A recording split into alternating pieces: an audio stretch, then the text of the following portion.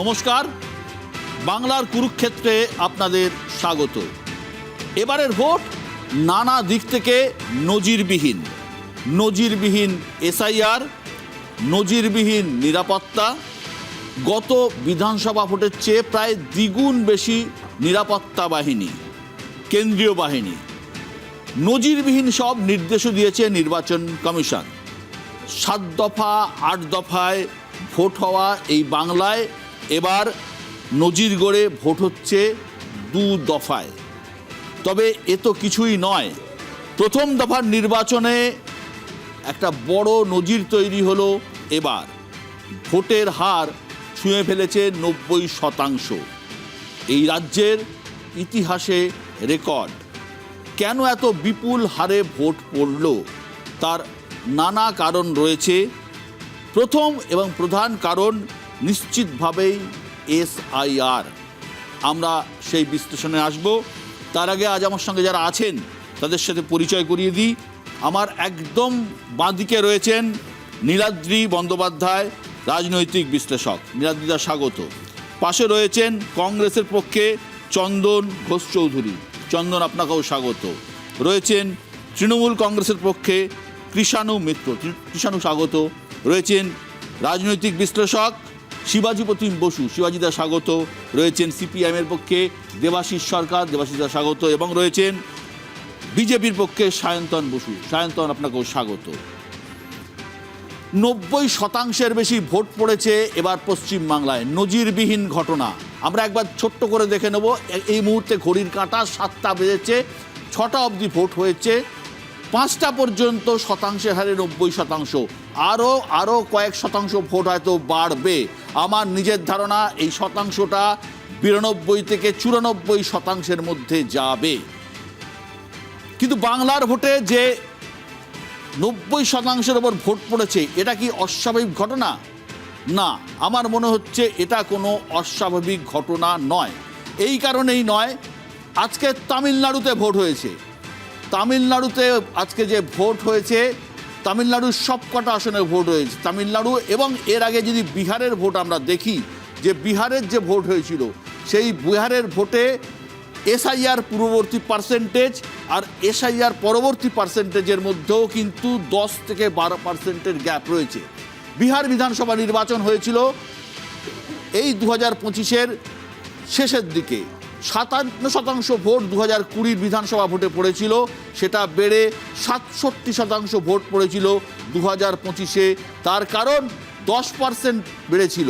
তার কারণ এসআইআরের নাম বাদ গিয়েছিল বিহারে 6% বেশি ভোটারের। আমরা যদি বাংলার ক্ষেত্রে দেখি, বাংলার ক্ষেত্রে প্রায় 13% ভোটারের নাম বাদ গিয়েছে। 13%-এর ভোটারের নাম বাদ যাওয়ার পরও প্রধানত পশ্চিম বাংলায় ভোট যেটা হয়, সে ভোট আমরা যা দেখে এসেছি 80 থেকে 84%-এর মধ্যে থাকে। 2011 নির্বাচনে 84%-এর ভোট ছিল, 2016 নির্বাচনে 82%-এর ভোট ছিল, 2021-এর নির্বাচনে 83% ভোট ছিল। সুতরাং 80 থেকে 84-র মধ্যেই শতাংশ ঘোরাফেরা করে। এবার যদি সেটা 92 থেকে 94 হয়, সেটা কিন্তু অস্বাভাবিক কিছু নয়। এই কারণেই নয়, বাংলায় 13% লোকের ভোট বাদ, 13% ভোট বাদ গেছে। আমি তামিলনাড়ুতে একবার দেখব। তামিলনাড়ুতে ভোটের হার 2021-এ ছিল 74%, 2026-এ 82%, আর এসআইআরের নাম বাদ গেছে 11%। সুতরাং 10% করে ভোটের হার কিন্তু প্রত্যেকটা রাজ্যে বাড়ছে এসআইআর পরবর্তী সময়ে। এই হলো মোটামুটিভাবে এসআইআর নিয়ে যে লোকের আগ্রহ রয়েছে, যে এত % ভোট কেন বাদ গেল। আমরা গ্রাসরুটে, অর্থাৎ একদম বিভিন্ন বুথে সাধারণ মানুষের সাথে কথা বলেছি। আমাদের রিপোর্টাররা কথা বলেছেন সবার সঙ্গে। তাদের প্রধান মত হচ্ছে যে আমরা ভোট দিতে এসেছি এই কারণে, এরপরে আবার কি আইন কানুন বার করবে আমরা জানি না। সেই কারণে ভোটটা দিয়ে নিশ্চিত করে দিয়ে রাখলাম যে আমরা বৈধ ভোটার।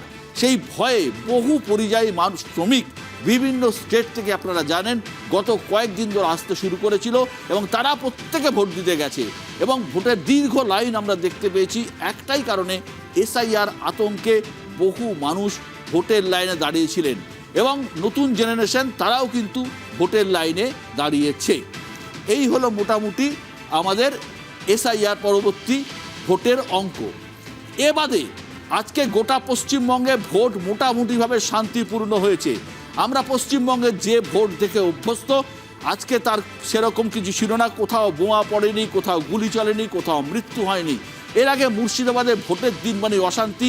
আমরা ডোমকলে দেখেছিলাম একদিনে 42 জন লোকের মৃত্যু হয়েছিল একটি ভোটকে কেন্দ্র করে। সেই জায়গায় আজকে মোটামুটিভাবে শান্তিপূর্ণ ভোট হয়েছে সারা পশ্চিমবঙ্গ জুড়ে।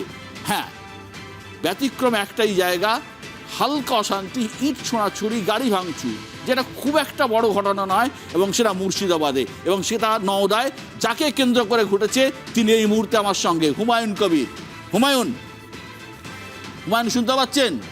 বলুন দাদা, কি হলো আজকে সারাদিন? তো দেখলাম আপনি খবরের শিরোনামে দৌড়চ্ছেন, ছুটে বেড়াচ্ছেন, গাড়ি ভাঙচুর হচ্ছে। মোটামুটি ভালোই কেটেছে দাদা, ভালোই কেটেছে। হ্যাঁ, কিছু দুষ্কৃতী আছে, কিছু লুম্পেন আছে, কিছু তোলাবাজ আছে নেতা, যারা টিএমসির নেতৃত্ব দেয় নওদায়। সেই সমস্ত গুন্ডা বাহিনী নিয়ে প্রথমে রাত ভোর, গত রাত্রে পুলিশকে সঙ্গে নিয়ে, নওদার পুলিশের একটা অংশকে সঙ্গে নিয়ে রাত ভোর দুটো বুথ, যেটা শিবনগর, নওদা পঞ্চায়েতের শিবনগর দুটো বুথ, স্কুলে বুথ, সেই স্কুলের 9 এবং 10 নম্বর বুথ, সেখানে এত ভীত সন্তুষ্ট করেছিল রাত্রিবেলায়, যারা কেউ নিজেরা আমাদের পার্টির পক্ষ থেকে আমাদের ক্যান্ডিডেট হিসেবে যে এজেন্ট দিয়েছিলাম, সে এজেন্ট ভয় পেয়ে যেতে চায়নি। তো আমি 10টার আগে পৌঁছাই, তাদের 2 জন এজেন্টকেই সেখানে যথারীতি প্রিজাইডিং অফিসারের কাছে বলে 10টার মধ্যে তাদেরকে ওখানে নিয়োগ করে দিই। নিয়োগ করে দিয়ে যখন বেরিয়ে আসি, তখন additional SP headquarter Baharampur Majid Khan, তার নেতৃত্বে নওদা পুলিশের বিশাল বাহিনী, অফিসার, এবং সেখানে কেন্দ্রীয় বাহিনীর সিআরপিএফ জওয়ানরা প্রেজেন্ট থেকে ওখানকার ওই যে নেতা, ব্লক সভাপতি যে হাবিব মাস্টার ওরফে শফিউজ্জামান, সে গুন্ডা বাহিনী নিয়ে আবার অতর্কিতে আমাদের বিরুদ্ধে সোচ্চার হয়। এবং যেখানে ঢোকাই উচিত নাই তাদের, প্রশাসনের আগেই উচিত ছিল তাকে 100 গজের বাইরে রাখা। আর সে যে জটিলতা 144কে অগ্রাহ্য করে সে রাত্রে ভোর, যেটা হুমায়ুন কমিশনের ভূমিকায় আপনি কি খুশি? হুমায়ুন কমিশনের ভূমিকায় আপনি কি খুশি? কমিশনের ভূমিকায় আমি যথেষ্টই খুশি, এবং কমিশন সঠিক সিদ্ধান্ত, যে চ্যালেঞ্জ নিয়েছিল গত 2021-এ 8 দফা, 2024-এ 7 দফা, আর 2026-এ 2 দফা, আজকে যে 152টা সিটে ভোট ছিল, তার মধ্যে মুর্শিদাবাদ একটি বড় জেলা, যার সিট সংখ্যা 22। আপনি দুটো কেন্দ্রে লড়ছেন, রেজিনগর, নওদা, একটাতেও জিততে পারবেন কি? হ্যাঁ, দুটোতেই 50,000-এর উপরে মার্জিন রেখে তৃণমূলকে হারিয়ে দিয়েছি। 4 মে গণনা কেন্দ্রে থেকে রিপোর্ট পেয়ে যাবেন যে রেজিনগরে 80 থেকে 85,000 ভোটের মার্জিনে জিতব, আর নওদাতে 70,000 থেকে 75,000-এর মার্জিনে। 182টা কেন্দ্রে প্রার্থী দিয়েছেন। ভোটের আগে তো বহু প্রার্থী তৃণমূলে চলে যাচ্ছেন, অন্য দলে চলে যাচ্ছেন। 182 দিতেই পারিনি। আমাদের দলে একটা গদ্দার ঢুকেছিল, বসিরহাটের পীরজাদা খুবাই আমিন। সেই গদ্দার প্রথমেই 30টা প্রার্থী তৃণমূলের প্রতীক জৈন এবং সুমিত রায়ের সাথে কথা বলে প্রথমেই মনোনয়ন করতে দেয়নি, যেমন ভবানীপুর থেকে শুরু করে কলকাতা, হাওড়া, হুগলি, 2 24 পরগনা, বিভিন্ন জায়গায় সেটা করলো ওই গদ্দার খুবাই আমিন। তারপরে যখন 9 এপ্রিল, যখন লাস্ট ফেজের ভোটের উইথড্র ডেট বা পার হয়ে গেল, তারপরেও আমার প্রার্থী ছিল 142টা প্রার্থীর মধ্যে, তারপরেও 25 জন প্রার্থীকে পারচেজ করেছে তৃণমূল কংগ্রেস। সুমিত রায়ের নেতৃত্ব দিয়েছে, প্রতীক জৈনদের মাধ্যমে কোনো প্রার্থীকে 30 লাখ, কোনো প্রার্থীকে 25 লাখ, কোনো প্রার্থীকে, আমার শুধু আম জনতা উন্নয়নের প্রার্থী তালিকায় নাম ওঠানোর পরে তাদের মনোনয়ন করতে 10,000 টাকা ডিসিআর আর 5,000 টাকা হুমায়ুন, অ্যাডভোকেটের খরচা। আমি বুঝতে পারছি হুমায়ুন, আপনি 5,000 ভোটের আগে একটা টাকা হেলিকপ্টার ভাড়া করেছিলেন, ভোটের আগে একটা হেলিকপ্টার ভাড়া করেছিলেন, শোনা যায় হেলিকপ্টার নাকি একদিনের পর আর মানে ওড়ার পারমিশনই পায়নি, হেলিকপ্টার নাকি বসে বসে পয়সা নিয়ে চলে গেছে। আপনি কি প্রচারে হ্যাঁ? প্রচন্ডভাবে শাসক দলের গা জ্বলছিল। হুমায়ুন কবির প্রথমে 4 মাসের মধ্যে একটা রাজনৈতিক দল, তার রেজিস্ট্রেশন, তার ফাইনাল লোগো মানে সিম্বল পাওয়া, তারপরে হেলিকপ্টার চাপছে। এটা তো শাসক দলের পায়ের পাতা থেকে মাথার চুল পর্যন্ত হিল ছিল এবং জ্বলে যাচ্ছিল। তাই দেব অধিকারী যেখানে সেখানে হেলিকপ্টার নামাতে পারে, কিন্তু আমার হেলিকপ্টার নামানোর জন্য যত জায়গায় হেলিপ্যাড তৈরি করা হয়েছে 2.5 লক্ষ 3 লক্ষ টাকা করে খরচ করে সেখানে এনওসি পাওয়া গিয়েছে, তারপরেও পিডব্লিউডি, ফায়ার ব্রিগেড, লোকাল থানা 3 জন মিলে লাস্ট মুহূর্তে সকালবেলায় হেলিকপ্টার ল্যান্ড করবে, রাত্রি 10টার সময় পারমিশন রিজেক্ট করেছে। এইভাবে করে করে আমার হেলিকপ্টার 4 এপ্রিল থেকে প্রায় 16 এপ্রিল পর্যন্ত, 17 এপ্রিল পর্যন্ত স্ট্যান্ড বাই দাঁড়িয়ে থেকে 2 দিন কেবল উঠেছে। একদিন উত্তর দিনাজপুরের ইসলামপুরে, আর ওখান থেকে এসেছিলাম বীরভূমের রামপুরহাট, আর এখানে একদিন ল্যান্ড করে এখান থেকে ডোমকল। এই ছাড়া আমি হেলিকপ্টারের ভাড়া পেড করতে হয়েছে। কিন্তু হেলিকপ্টার কোনো কাজে লাগলো না। দেখা যাক আগামী দিনে যদি আপনার হেলিকপ্টারে করে আপনি অন্তত আগামী 2-3 দিন যদি প্রচার করতে পারেন সেটাই ভালো। অনেক ধন্যবাদ হুমায়ুন, ভালো থাকবেন। আমি সায়ন্তনের কাছে আসবো। সায়ন্তন, এই মুহূর্তে খবর যা, প্রায় 92% ভোট পড়েছে পশ্চিমবঙ্গে, এটাকে আপনারা বিজেপি কি হিসেবে কিভাবে দেখছেন? দেখুন, এর 3 দিক আছে।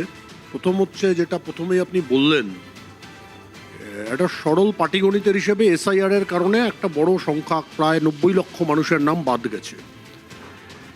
তাদের একটা বড় অংশ ডেথ ভোটার, অ্যাবসেন্ট ভোটার,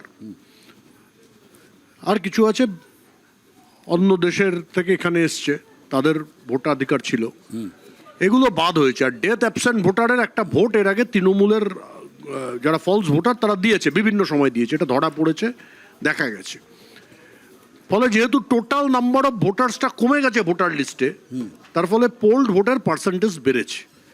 দ্বিতীয় যেটা, সেটাও আপনি বললেন এবং সত্যি কথাই বললেন, সেটা হচ্ছে বহু পরিযায়ী শ্রমিক যারা গুজরাটে কাজ করে, মহারাষ্ট্রে কাজ করে, দিল্লিতে কাজ করে, তামিলনাড়ুতে কাজ করে, তারা এসছেন। এর আগে ট্রেন বোঝাই করে এই পরিমাণ পরিযায়ী শ্রমিক পশ্চিমবঙ্গে ভোট দিতে আসছেন, এ দৃশ্য আমাদের চোখে পড়েনি।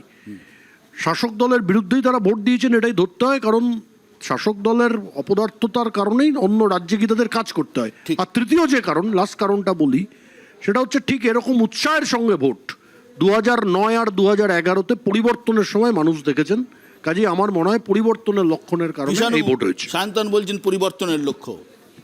দেখো, প্রথম কথা হচ্ছে তোমরা যে গ্রাফিক্স দেখালে তাতে যে বিভিন্ন রাজ্যতে এসআইআর এর আগেকার শতাংশ এবং এসআইআর এর পরে, এটা তো ঠিক যে বাংলাতে আমরা যে 80 থেকে 84% ভোট দেখেছি, 16 থেকে 20% মানুষ তখনও ভোট দেননি।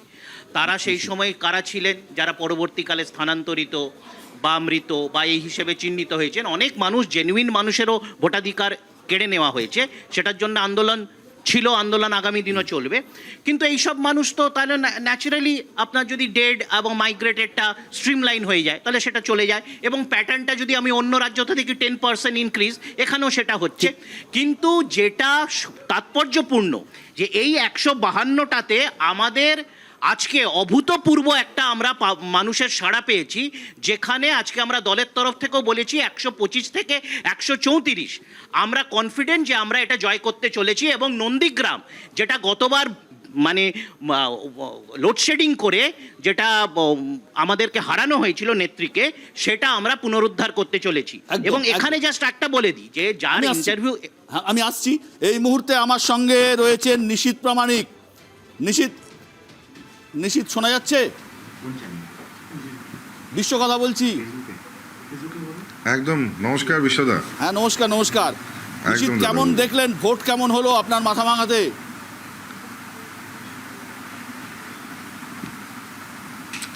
দেখুন দাদা, প্রথম সকালে যখন বেরিয়েছি বাড়ি থেকে আমি 6টার সময়, তখন আপনার ক্যামেরাম্যান এবং সাংবাদিক ছিলেন আমার সঙ্গে, তখনই বলেছিলাম যে 91-এর উপরে মানে আমাদের পার্সেন্টেজ ভোট কিন্তু হতে চলেছে। তো এবং স্বাভাবিকভাবেই আমরা যতগুলো বুথে গিয়েছি ওই সকাল 6টাতেই, তো যেভাবে আমরা দেখেছি, যেমন যারা নিউ ভোটার, ফার্স্ট ভোটার যারা, তাদের যেমন ভিড় দেখেছি, পাশাপাশি যারা মাইগ্রেন্ট লেবার ধরুন বাইরে কাজ করে, তাদের কিন্তু 100% লোকই এবারে ভোটটা দেওয়ার জন্য শত কষ্ট করে হলেও ফিরে এসছে। আমরা দেখেছি কেরল, রাজস্থান এবং কর্ণাটকা থেকে যখন লেবাররা ফিরছিলেন, সেই সময় ট্রেনের টিকিট না পেয়েও, রিজার্ভেশন ছাড়াও সমস্ত মানুষ এই গরমে এত কষ্ট করে ফিরছিলেন, অথচ প্রত্যেকের জয় শ্রীরামের নারাটা কিন্তু প্রত্যেকের মুখে ছিল। ইভেন স্টেশনে নেমে তারা যখন বাড়ি যাচ্ছিলেন, সেই সময় প্রত্যেকে জয় শ্রীরামের ধ্বনি ধ্বনি দিতে দিতে গিয়েছে। এবং আজকেও অদ্ভুত ঘটনা, যখনই যে পোলিং স্টেশনে পৌঁছেছি, সেখানে কেউ ফিসফিস করে হলেও জয় শ্রীরাম বলছে, কেউ বা আবার সাহস করে জোরে বলছে। তো পুরো ব্যাপারটা মিলিয়ে এটা অনুভব করেছি যে মানুষের মধ্যে জোশ এবং ঊর্জা যেমন আছে, ঠিক একই রকমভাবে মানুষ চায় যে পশ্চিমবঙ্গেও রাম রাজত্বের যে আস্বাদন, সেটা মানুষ করতে চায়। দিনহাটায় দাঁড়ানোর অপশন ছিল আপনার কাছে, আপনি দিনহাটা ছেড়ে মাথাভাঙায় এসে দাঁড়িয়েছেন। আপনার দিনের শেষে, ভোটের শেষে কি মনে হচ্ছে সিদ্ধান্তটা ঠিক না ভুল?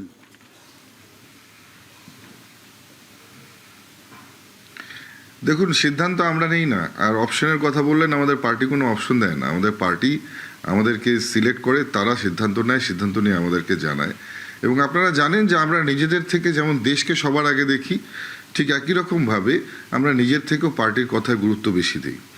দিনাটায় আমি এর আগেও পার্টির কথায় দাঁড়িয়েছিলাম, সেখানে জিতেছিলাম, এবং পার্টি আমাকে রিজাইন দিতে বলেছিল, তাই দিয়েছিলাম।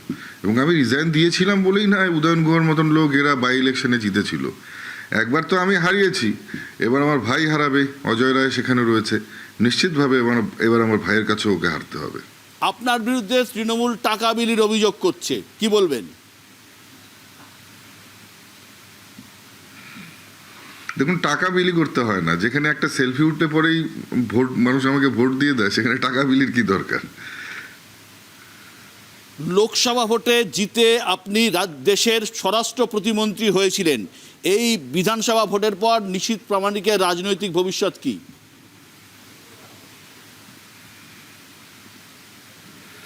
দেখুন, আমাদের ব্যক্তিগত কোনো মানে আশা বা আকাঙ্ক্ষা আমার নেই। আমার দলগত আশা রয়েছে।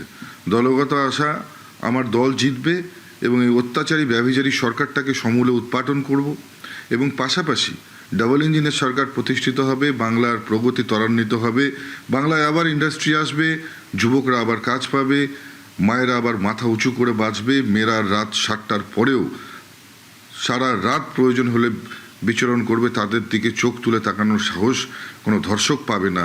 এই বাংলা আমরা চাই। এই বাংলা প্রতিষ্ঠা করতে গেলে পরে যা যা করণীয় চাই, সমস্তটাই দলগতভাবে, ব্যক্তিগত কোনো আকাঙ্ক্ষা আমার নেই।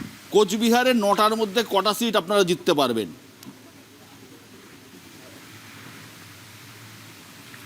এবার নিশ্চিতভাবে কোচবিহারে 9টার মধ্যে 9টাই আমরা জিততে চলেছি। আমি আগেও বলেছিলাম যে একটা সিট সীতাই আমাদের হাড্ডাহাড্ডি লড়াই, কিন্তু আজকে নির্বাচনের যে মানে আমরা যে ট্রেন্ড দেখছি, যে পার্সেন্টেজ অফ পোলিং দেখছি, সেটা কোচবিহার জেলায় সীতাইতে সবচাইতে বেশি। তার মানে জেতার সম্ভাবনাটাও কিন্তু সীতাইয়ের প্রবল হারে রয়েছে। অনেক অনেক ধন্যবাদ নিশীথ আমাদের সঙ্গে থাকার জন্য। শিবাজি, উদয়নদা শুনলো নাকি? সবটা শুনেছে? তাহলে উদয়নদাকে দিয়ে দিলে না কেন আমার সঙ্গে? তাহলে নিশীথ আর উদয়ন একসঙ্গে হতো তো, ভালো কথা বলতো। যাই হোক, উদয়নদা শুনতে পারলেন নিশীথ কি বললো? এবার নাকি অজয় আপনাকে হারিয়ে, হ্যাঁ শুনলেন? কি বলবেন? নিশীথ বলছেন 9টার মধ্যে 9টাই জিতবেন। নিশীথ আছেন? হ্যাঁ, নিশীথ আছেন? নিশীথ তো সঙ্গে আছে। পোলাও বেশি করে ঘি দিক, হ্যাঁ, স্বপ্নের পোলাও বেশি করে ঘি দিয়ে দিতে তো কোনো অসুবিধে নেই। কি হবে কোচবিহারে এবার? আমি আগেও বলেছি, হ্যাঁ, আজকেও বলছি যে আমরা 2024-এর লোকসভা নির্বাচনের সময় 5টা বিধানসভা কেন্দ্রে এগিয়েছিলাম। এবার একটা হলেও তার থেকে ভালো ফল হবে, বেশি হলে। আপনি গতবার বাই ইলেকশনে নিশীথ চলে যাওয়ার পরে, নিশীথ রেজিগনেশন দেওয়ার পরে বাই ইলেকশনে আপনি লাখেরও বেশি ভোটে জিতেছেন দিনহাটাতে। এবারে দিনহাটায় নিশীথ বললেন, নিশীথ কিন্তু আমাদের সঙ্গে রয়েছেন, নিশীথ কিন্তু আপনার সব কথা শুনতে পাচ্ছেন। নিশীথ বলেছেন যে ওই কেন্দ্রে ওর ভাই আপনাকে হারিয়ে দেবে। সে তো বটেই, ভাইয়ের হয়ে তো একদিনও মিটিং করতে এলো না বা কোনো কোথাও একটা গিয়ে সভা করলো না, সে সাহসও হয়নি, কারণ মানুষ ছেঁকে ধরতো ওকে। সেই জন্য এত আপন ভাই, তারপরেও দিনহাটায় কোথাও এসে একটা সভা করার সাহস হয়নি। নিশীথ আপনি কিন্তু ভাইয়ের হয়ে একটা সভা করতে আসেন, এটা কিন্তু উদয়নদা পরিষ্কার বলছে আপনাকে। দেখুন, যে প্ল্যাটফর্মটাই আমার তৈরি করা, সেখানকার পুরো সংগঠনটাই আমার হাতের তালুর মতন। এবার তারা, উনি কি বললেন না বললেন, সেটা তো ওনার বিদায় বেলায় উনি এখন ভাট বকবেই, সেটা তো স্বাভাবিক। তো কিন্তু আগে জিতুক না, জিতে দেখাক। আমার কাছে তো আজ পর্যন্ত জিততে পারেনি উনি। ওই উপনির্বাচনে কি করে 1,83,000 ভোটে জিতলো সেটা তো মানুষ জানে। তো এবার জিতে দেখাক, এবার অযোধ্যার কাছে জিতে দেখাক ক্ষমতা থাকলে। আর কেমন ভাই আমার, সেটা নিশ্চিতভাবে এবার রেজাল্ট হলে পরে বুঝতে পারবে, যখন অজয় রায় 25,000 ভোট বেশি ভোটে জিতবে এবং ওনাকে ওনার তল্পি তল্পা গুটিয়ে কলকাতা চলে যেতে হবে, তখন সেদিন এই জবাবটা আমরা দিয়ে দেবো। উনি টেক ফর গ্রান্টেড নিয়ে নিয়েছিল অজয় রায়কে, আর ঠিক এটারই অ্যাডভান্টেজ অজয় রায় নিয়েছে এবং সাধারণ মানুষ জবাবটা একেবারে ঠিক আজকের ব্যালটে দিয়ে দিয়েছে। উদয়নদার জবাব সাধারণ মানুষ ব্যালটে দিয়েছে। ওই যে তুমি একটা কথা বললে না, ও বলছিল একটা, যে জিজ্ঞেসে করলে বলে ও প্ল্যাটফর্ম তৈরি করে দিয়ে গেছে, কিন্তু ও ভুলে গেছে ও যে প্ল্যাটফর্মটা তৈরি করেছে সেই প্ল্যাটফর্মে কলার খোসাতে পা পিছলে ও এমন আছাড় খেয়েছে 2024-এ, যে এবার আর দিনহাটায় দাঁড়াবার সাহস পায়নি। দিনহাটার থেকে বনবাস নিয়ে মাথাভাঙায় চলে গেছে, রামচন্দ্রের বনবাস। বলুন নিশ্চিত বনবাসে আপনি চলে গেছেন, সোজা দিনহাটা ছেড়ে মাথাভাঙা। যাই হোক যাই হোক যাই হোক যাই হোক উনি যাই হোক উনি রামচন্দ্রের সঙ্গে তুলনা করলেন, ঠিক আছে, খুবই ভালো কথা, এটা তো ভালো। এবার রামচন্দ্র বনবাসে গিয়েছে না কোথায় গিয়েছে সেটা পরের কথা। এবার রামের ভাই লক্ষ্মণ ওনাকে হারাতে চলেছে, এটা তো নিশ্চিত। আলটিমেটলি উনি হারছেন। এবার মাথাভাঙা আমার পুরো লোকসভা কনস্টিটিউয়েন্সির মধ্যে একটা পার্ট। মাথাভাঙার মানুষ 2019 থেকে আমাকে ভোট দেন, তো স্বাভাবিকভাবেই তাদের কাছে আমি নতুন কোনো লোক নই যে নতুনভাবে আমাকে ভোট দিতে হচ্ছে বা নতুন পরিচিতি আমার করতে হচ্ছে। এবং পরিষ্কার কথা, মানে আপনি হয়তো জানবেন, আমি কিছু প্রবাদ বাক্য মেনে চলি। বাঘে কখনো ওই পুরনো শিকার ছোঁয় না। তো একবার যে শিকারকে আমি মানে মেরে ফেলেছি, সেই শিকার, মরা শিকার ছোঁয়া, ওটা আমার ধাতস্থ নয়। তো এবার ভাইকে সুযোগ দিয়েছি, এবার ভাই ভালো করে খেলে দিয়েছে। আর আরেকটা কথা আপনাকে বলি, 2019 সালে এই ভেটাগুড়ি, এই পুঁটিমারি, যেগুলো ধরুন আমার বাড়ির আশেপাশের জায়গা, সেখানে আমি কখনো প্রচারেই আসিনি। তো সেখান থেকে আমি 9,500-এর মধ্যে 7,500 ভোটে লিড করেছিলাম। তো এবার প্রচার আসা বা না আসাটা বড় কথা নয়, এটা নিশীথ প্রামাণিকের শক্ত ঘাঁটি, বিজেপির শক্ত ঘাঁটি, এবং এখানকার মানুষ আমাকে ছোটোবেলা থেকে চেনে। আমি এখানে প্যারাশুট থেকে নেমে বা বাবার হাত ধরে বা বাবাকে বন্দি করে রেখে আমি এখানে নির্বাচনে লড়তে আসিনি। আমি এখানে নিজের মাটি নিজে তৈরি করেছি, নিজের লড়াইটা নিজে লড়েছি।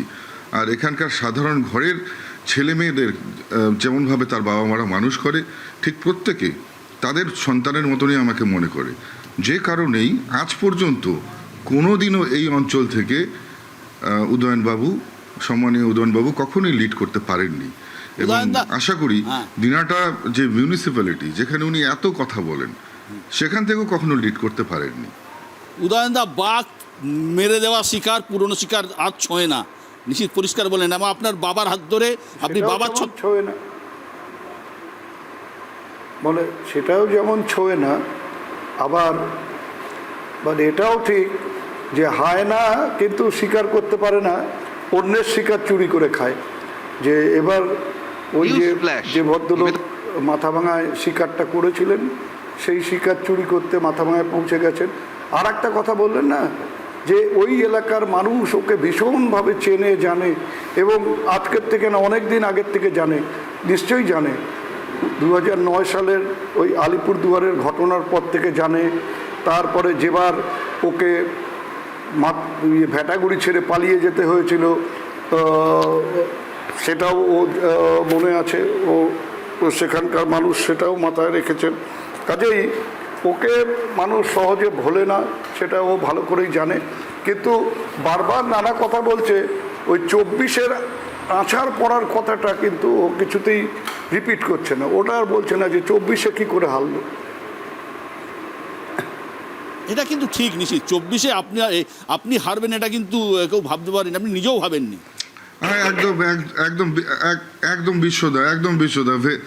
বিশ্বদা ভেরি হেলদি ডিসকাশন। এবং উদয়নবাবু যেভাবে কথা বলছেন বিদায় বেলায়, নিশ্চয়ই ওনার একটা শেষ ডিসকাশন ওনার সাথে আমার হতেই পারে।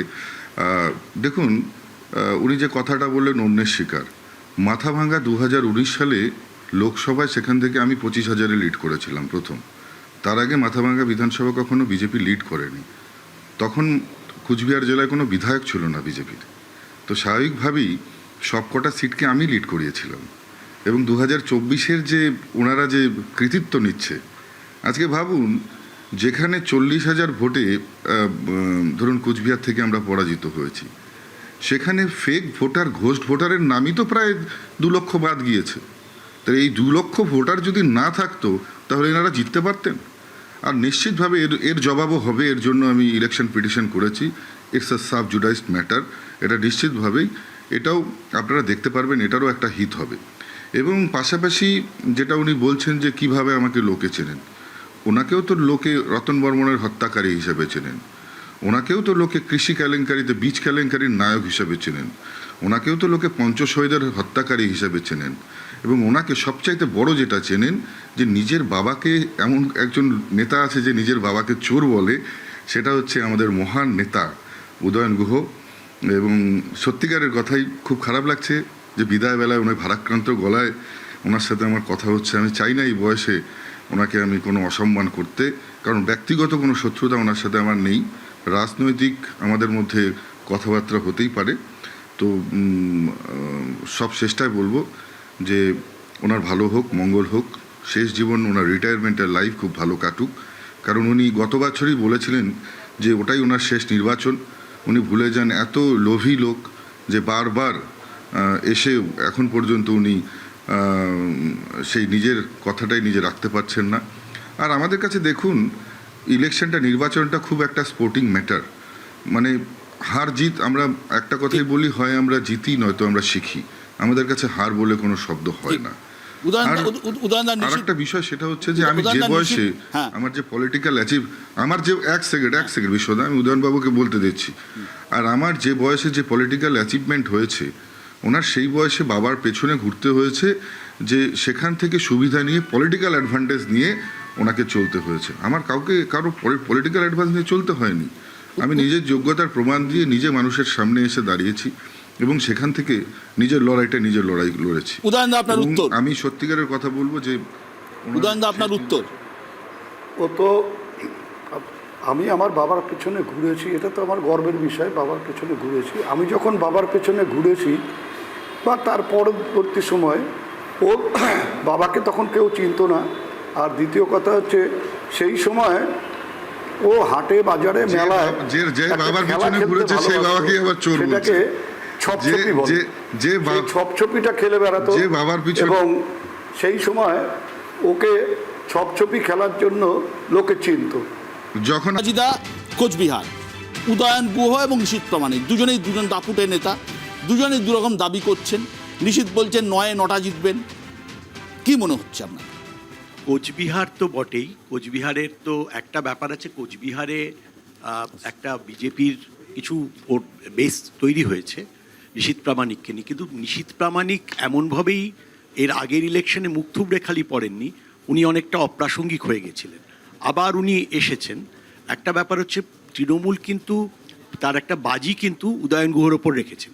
আমি একটা খালি কথা বলবো, এই যে বাড়তি লোকেদের আশা এবং এটা নিয়ে কথা বলা হচ্ছে এবং পার্সেন্টেজের ব্যাপারটা ইউ হ্যাভ এক্সপ্লেইনড ওয়েল এবং প্রত্যেকেই সেটা আমরা বুঝেছি, কিন্তু একটা কথা যে তাদের এই রকম চলে আসা, অনেকে যদি জানতো, আজকে এসআইআর এর ব্যাপারটা যদি না থাকতো, যদি না জানতো মানুষ যে আমি ভোটটা, খালি ভোট অনেকেই দেয় না, ভোটটা না, এত টাকা খরচা করে এত পরিশ্রম করে এই গরমের মধ্যে আসা, এটা একটা ডেসপারেটলি তারা এসছে, ডেসপারেটলি আসার সঙ্গে তাদের এক্সিস্টেন্সের ব্যাপার, তার অস্তিত্বের ব্যাপার, তাদের এন্টাইটেলমেন্ট থাকবে কি না থাকবে এটা তাদের উপর নির্ভরশীল, সুতরাং সেটা বাঁচাতে তারা এসছে। দেবাশিস দা, এই যে কোচবিহার একটা সময় আপনাদের লেফট ফ্রন্টের একটা ঘাঁটি ছিল, প্লাস হচ্ছে এসআইআর এর যে পরবর্তীকালে যে পার্সেন্টেজ অফ ভোটের কথা আমি বলছিলাম, কি মনে হচ্ছে আপনার?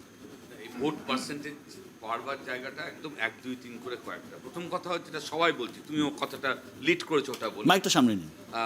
কথাটা লিড করেছো এই জায়গা থেকে যে ভোট পার্সেন্টেজ বাড়ার প্রধান জায়গাটা হচ্ছে একদম অঙ্কের জায়গা থেকে, যেটা বাদ গিয়েছে পার্সেন্টেজ বাড়িয়েছে এক, কিন্তু তার সাথে এটা মনে হচ্ছে এই যখন রেজাল্ট বেরোবে তখন বোঝা যাবে, কিন্তু মনে হচ্ছে পরিষ্কারভাবে রাজ্যে প্রতিষ্ঠান বিরোধী জায়গা, যেটা আমরা চিরকাল এই আলোচনায় বলি যে ভোট পার্সেন্টেজ বাড়লে প্রতিষ্ঠান বিরোধী জায়গায় পরিসর বাড়ে, পরিবর্তনের একটা আবহাওয়া তৈরি হয়, সেটা এই রাজ্যে ফলাফল শেষমেশ কী হবে জানি না, কিন্তু স্বাভাবিকভাবেই 15 বছরের শাসনকাল যে পরিমাণ প্রতিষ্ঠান বিরোধী জায়গা তৈরি করেছে, তাতে এসআইআর না হলেও ভোট পার্সেন্টেজ বাড়বার কথা।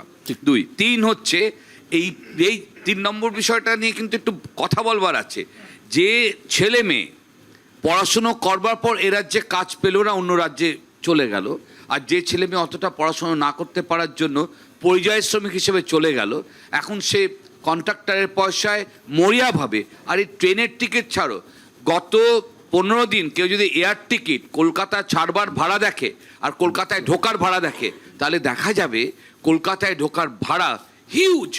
তার কারণ, তাহলে এরা আসার পর এরা কেন রাজ্য ছাড়তে বাধ্য হলো, সেই জায়গাটা এদের বোধে কাজ করবে না ভোটার ক্ষেত্রে? না, এখানে আমি একটা জিনিস পরিষ্কারভাবে বুঝলাম, বিশ্বদা, যে এখানে নিশীথ প্রামাণিক এবং উদয়ন গুহ এই টাসলটা এদের মধ্যে সীমাবদ্ধ। কুচবিহারের কিন্তু ক্যারেক্টারটা একটু আলাদা। আমি কেন বলি, ওভারঅল কুচবিহারকে নিয়ে তুমি যদি বলো, আমার ব্যক্তিগতভাবে যেটা মনে হয় যে আজকে নির্বাচনের একটা ব্যাপক পার্সেন্টাইল, যে ভোটের পার্সেন্টাইলটা বেড়েছে, এবং এটা স্বাভাবিকভাবেই একটা রিজন তো এসআইআর, কিন্তু এই রিজনটাকেও মাথায় রাখতে হবে, বিশেষত ওখানকার জনবিন্যাসের ক্যারেক্টারকে যদি মাথায় রাখা যায়, তাহলে এটাও দেখতে হবে একটা ব্যাপক অংশের রাজবংশী মানুষের বাস, এবং সেখানে কিন্তু একটা অ্যাডভার্স এফেক্ট হয়েছে, বিরোধী এফেক্ট হয়েছে এই এসআইআরকে ঘিরেই।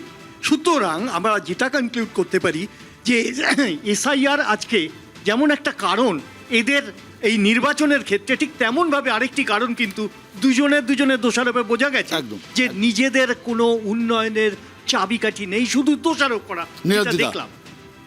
প্রথম কথা বিশ্বদা, আমি এটা মানতে পারবো না যে শুধু এসআইআর এর জন্য ভোট পার্সেন্টেজ বেড়েছে। কেন বলছি, এসআইআর এ যাদের নাম বাদ গেছে 3টে ক্যাটেগরিতে তারা পড়ে, একটা হচ্ছে মৃত ভোটার, আর একটা হচ্ছে স্থানান্তরিত ভোটার। এই দুটো ভোটারের ভোটের একটা অংশ কিন্তু ভুয়ো ভোট হিসেবে পড়ে যায় পশ্চিমবঙ্গে, আমরা সবাই জানি, বাম আমলেও পড়তো, তৃণমূল আমলেও পড়ে। আর তৃতীয় হচ্ছে নির্বাচন কমিশন যাদের বলছে অযোগ্য ভোটার, আর তৃণমূল যাদের বলছে আমাদের ভোটার। সেক্ষেত্রে দাঁড়িয়ে শুধু এসআইআর এর জন্যই এতটা রেকর্ড ভোট পড়ে গেল, এটা কিন্তু মানা সম্ভব নয়। দ্বিতীয় কথা, তামিলনাড়ুতে এসআইআর এ বাদ গেছে 97 লক্ষের বেশি ভোটারের পার্সেন্টেজটা দেখুন, পার্সেন্টেজ দেখছি 11%। হ্যাঁ, আর পশ্চিমবঙ্গে বাদ গেছে 90 লাখের মতো ভোটার, 13%। 90 লাখের বেশি ভোটার, তো 12-13%।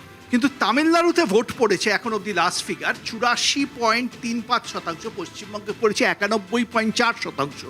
এই 91.4% পশ্চিমবঙ্গের ইতিহাসে সবচেয়ে বেশি, এবং গতবার 2024 তামিলনাড়ুর রাজনৈতিক ইতিহাস বলছে ওখানে ভোট শতাংশ 70 থেকে 74%। কোনোভাবেই বিশ্বদা, যেখানে 2024 লেটেস্ট ভোট আমি 24 ধরবো, যেখানে 80% ভোট পশ্চিমবঙ্গে পড়েছিল শুধু এসআইআর দিয়ে, এই গ্রোথ 83%, 80 ছিল, 83 পড়েছিল 2021-এ আপনি বলছেন। না, 2021-এ কিন্তু 80 পড়েছিল সম্ভবত এতে। না, যাই হোক, হ্যাঁ, যাই হোক। দ্বিতীয়ত এই যে হিউজ গ্রোথ ইন ভোট, এটা একটা এক্সপ্রেশন হতে পারে মানুষ এসআইআর এর বিরুদ্ধে ভোট দিয়েছে, এটা তৃণমূলের পক্ষে যাবে। আর আরেকটা হতে পারে যে এটা হচ্ছে হিউজ অ্যান্টি এস্টাবলিশমেন্ট ভোট। দুটো ক্ষেত্রেই আমার যেটা মনে হয় বিশ্বদা, হয় এদিকে যাবে তৃণমূল নয় ওদিকে যাবে। 200-র বেশি আসন পাবে, নয়তো বিজেপি 200 অতিক্রম করবে। একদম একদম। এই মুহূর্তে আমার সঙ্গে রয়েছেন উত্তরবঙ্গের দাপুটে তৃণমূল নেতা, শিলিগুড়ি কর্পোরেশনের মেয়র গৌতম দেব। গৌতম দা, আপনাকে স্বাগত।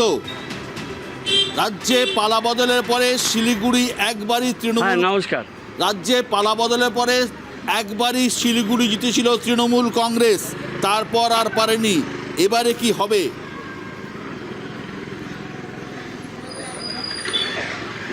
এবার 100% জিতছি বিশ্বদা। প্রথম দাঁড়িয়েছি শিলিগুড়িতে বড় ইলেকশন, আমি 4 বার কাউন্সিলর ছিলাম। শিলিগুড়ি ইলেকশনটা এবার আমি জিতে গেছি, এটা আমি বলতে পারি। আমি প্রত্যয়ী, মানুষের যা বডি ল্যাঙ্গুয়েজ, বুথের যা ম্যানেজমেন্ট দেখলাম, মানুষ যেভাবে একটা ঝড় তুললো, তাতে এই নির্বাচনটা জিতব।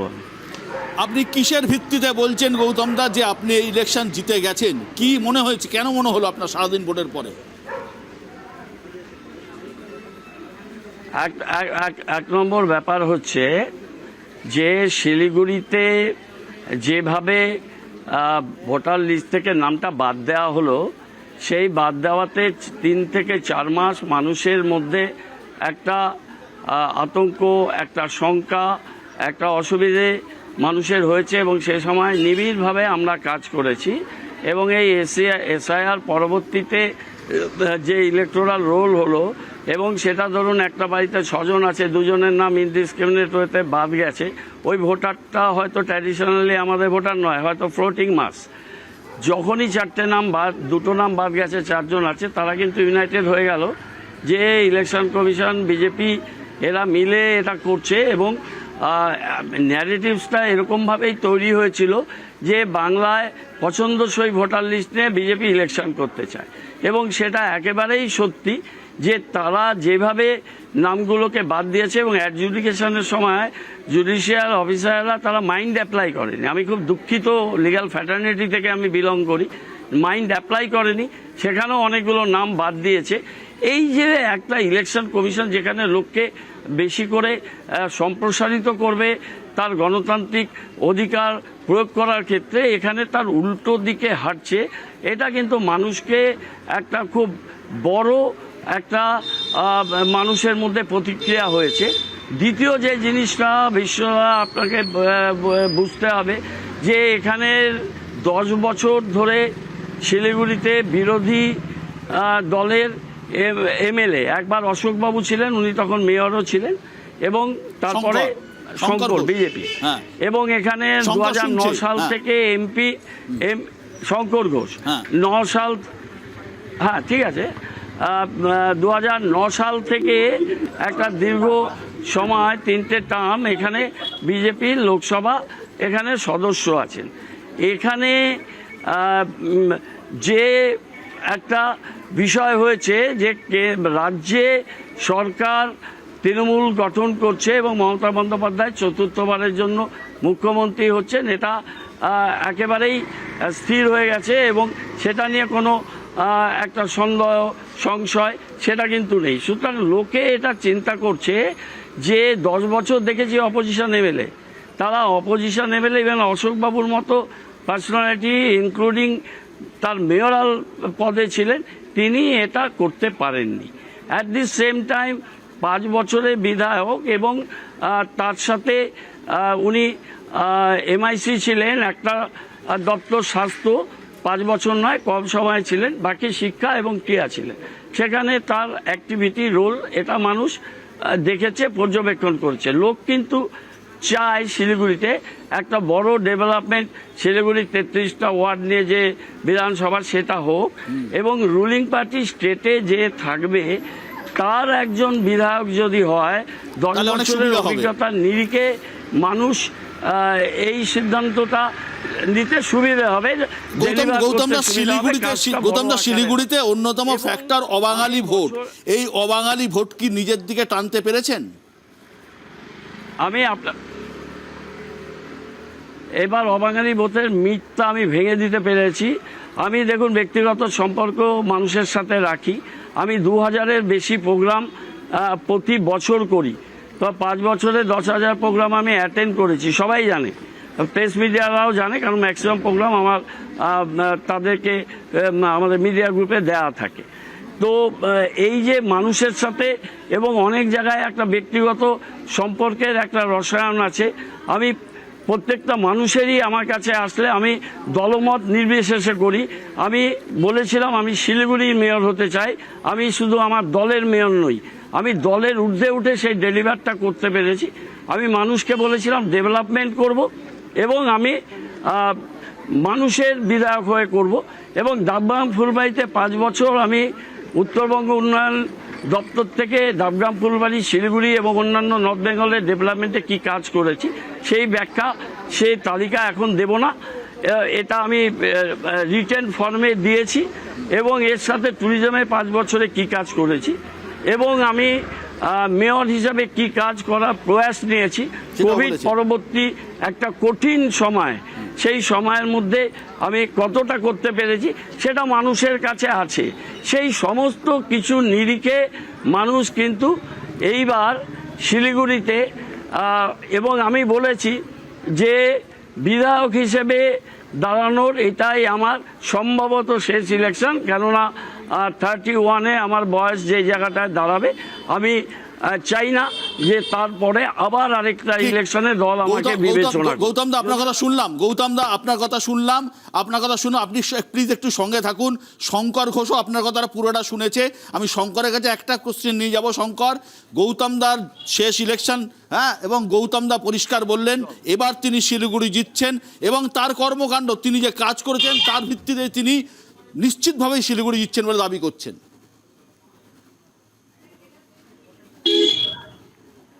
দেখুন, পশ্চিমবঙ্গে এবার ভোট হচ্ছে পরিবর্তনের সপক্ষে।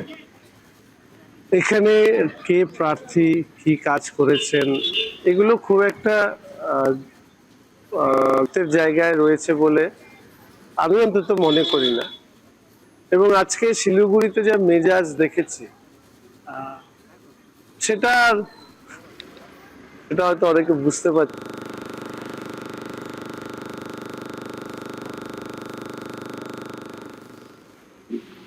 শিলিগুড়ি শহরের মহানাগরিকদের সম্পর্কে কোনোদিন দুর্নীতির অভিযোগ শোনা যায়নি। সেটা স্যার বিকাশ ঘোষ হোক, ভগৎরী হোক, রুলদা হোক, কটকদা হোক, এই প্রথম আমরা শিলিগুড়িতে এমন একজন মহানাগরিককে পেয়েছিলাম যার সম্পর্কে তার মেয়র পরিষদ বলেছেন চোরে চোরে মাস্তুত ভাই। তার জনপ্রতিনিধি দলের বলেছেন যে এর আগে কোন মেয়র সাহেব বিল্ডিং এবং পিডব্লিউডির দপ্তর সামলাননি। শুনতে আমাদেরও খারাপ লেগেছে, কিন্তু তারা শপথে বিরাজ করেছে। আর তৃতীয়ত একটা কথা আমি খুব সবিনয়ে বলি, যদি রাজ্যের সরকার গঠন হলে সেই দলের বিধায়ক থাকে তাহলে উন্নতি হবে। এই যদি যুক্তি হয় তাহলে এই যুক্তি আরো বেশি প্রবলভাবে প্রতিষ্ঠিত হবে। কেন্দ্রে যে সরকার রয়েছে সেই দলের সরকার রাজ্যে প্রতিষ্ঠিত হলে উন্নতি বেশি হবে। 15 বছর পর আমি শুধু এটুকু বলবো, আমি অত্যন্ত শান্তচিত্তে বলছি, সেটা হচ্ছে যে শিলিগুড়িতে যতটুকু আমি বুঝেছি যে ঝড় উঠেছে সেখানে অনেককে আর খুঁজে পাওয়া যাবে না ফলাফলের পরে। গৌতম দা, আপনার প্রতিক্রিয়া, আপনি শুনলেন পুরোটাই। দেখুন, আমি প্রথম কথা বলি আমি অত্যন্ত তীব্রভাবে এটা নিন্দা করছি। গৌতম দেব একটা স্ট্যাটাস নিয়ে পলিটিক্স করে। গৌতম দেব কাউকে পার্সোনাল অ্যাটাকে যায় না। আমি পলিটিক্সে একটা স্ট্যান্ডার্ডাইজেশন আমি বিশ্বাস করি।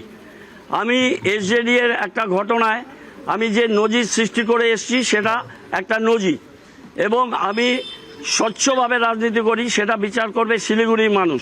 কোনো রাজনৈতিক ব্যক্তিত্ব টিভি চ্যানেলে বসে কিছু বলবে এবং সেটা আমি শুনবো, শুনে সোয়ালো করব। I am the last person. আমি 4 বার মরতে মরতে বেঁচে গেছি, এটা সবাই জানে। আমি এই 15 বছরে আমি নিষ্ঠার সাথে, with dedication, with honesty, with all sincerity আমি কাজটা করেছি এবং আমি ডেলিভারি করেছি, ডেলিভার করতে পেরেছি। সেটা পেরেছি কি পারিনি, ঝড় উঠেছে না উল্টো ঝড় উঠেছে, সেটা 4 তারিখে বোঝা যাবে। কিন্তু পার্সোনাল যে অ্যাসপারশন, সেটার জন্য আমি বলেছি যে কেন্দ্রীয় অনেক সংস্থা আছে, সেই সংস্থার ডোমেনে সবাই আমরা আছি, তারা করুক। কিন্তু এইভাবে হাওয়ায় একটা কথা ভাসিয়ে দিয়ে নির্বাচনের সময় এই প্রচারটা বারে বারে করা হয়েছে, এই প্রচারটা বারে বারে করা হয়েছে। এবং আমি জানি যে এটা আবার বলবে যে একজন মেয়র পরিষদ তিনি একটা কথা বলেছেন এবং সেই কথাটাকে ট্যাগলাইন জুড়ে দিয়ে করেছেন। আমি এটা পার্সোনালি বলছি যে আমি এই চ্যালেঞ্জ নিয়েই শিলিগুড়িতে ইলেকশন লড়েছি। শিলিগুড়ির মানুষ যদি গৌতম দেবকে দুর্নীতিপরায়ণ মনে করে, আমি মাথা নিচু করে শিলিগুড়ি থেকে চলে যাব, রাজনীতির বাইরে চলে যাব। এত বড় কথা বলছি, ব্যক্তিগতভাবে অ্যাসপারশন করবেন না। আপনি নীতি আদর্শ কর্মসূচি থাকলে আপনি বলুন। যেদিন আমার বিরুদ্ধে কোনো দুর্নীতি প্রমাণ হবে, আমার বিরুদ্ধে 10 বছর মন্ত্রী থেকেছি, 5 বছর আমি মেয়রশিপ চালাচ্ছি, আমি কর্পোরেশন থেকে কোনো ভাতা নিইনি, আমি কর্পোরেশন থেকে কোনো সুযোগ সুবিধা নিই না, আমি একটা গাড়ি কর্পোরেশনের চড়ি। আমি কিভাবে আমার ফ্যামিলি মেনটেন করে আমি কাজ করি সেটা মানুষ জানে। আমি সেটা আজকের এই অবস্থায় সারাদিন ইলেকশন করে আমি এই বিতর্কে আমি যেতে চাই না। ধন্যবাদ, আমি ধন্যবাদ, ধন্যবাদ গৌতম দা, ধন্যবাদ, ধন্যবাদ। সাধারণ মানুষ সব করলাম। ধন্যবাদ। সাধারণ মানুষ সব জানেন। শঙ্কর বলেছেন ঝড় উঠবে, আপনিও বলেছেন ঝড় উঠবে। 4 তারিখ ঝড় কোন দিকে ওঠে আমরা তাকিয়ে থাকবো সেদিকে। দুজনকেই ধন্যবাদ আজকে এই অনুষ্ঠানে থাকার জন্য। কৃষাণুর কাছে আসবো। কৃষাণু, নর্থ বেঙ্গল, উত্তরবঙ্গ, 52টা আসন। এই 52টা আসনে, মাফ করবেন 54টা আসন। এই 54টা আসনে বলা হয় তৃণমূল সবথেকে দুর্বল হচ্ছে উত্তরবঙ্গে। এবারে উত্তরবঙ্গের কি ফলাফল হতে যাবে বলে মনে হচ্ছে? আমি তোমাকে একটা তথ্য দিই। আলিপুরদুয়ার গতবার 21-এর নির্বাচন 5-0 ছিল। বাই ইলেকশন বাদ দাও, 5টা আসনের মধ্যে 5টাই বিরোধীরা জিতেছিল, আমরা একটাও জিততে পারিনি। ঠিক। সেই আলিপুরদুয়ারে বাই ইলেকশনে কি হয়েছে সেটাও আমি বলতে চাই না।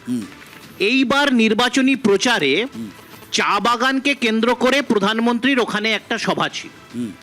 সেই সভাটা আলিপুরদুয়ারের জিওগ্রাফির নিরিখে সেখানে আর খুব একটা বাইরের থেকে, বিশেষ করে আসাম থেকে লোকজন আনা যাবে না।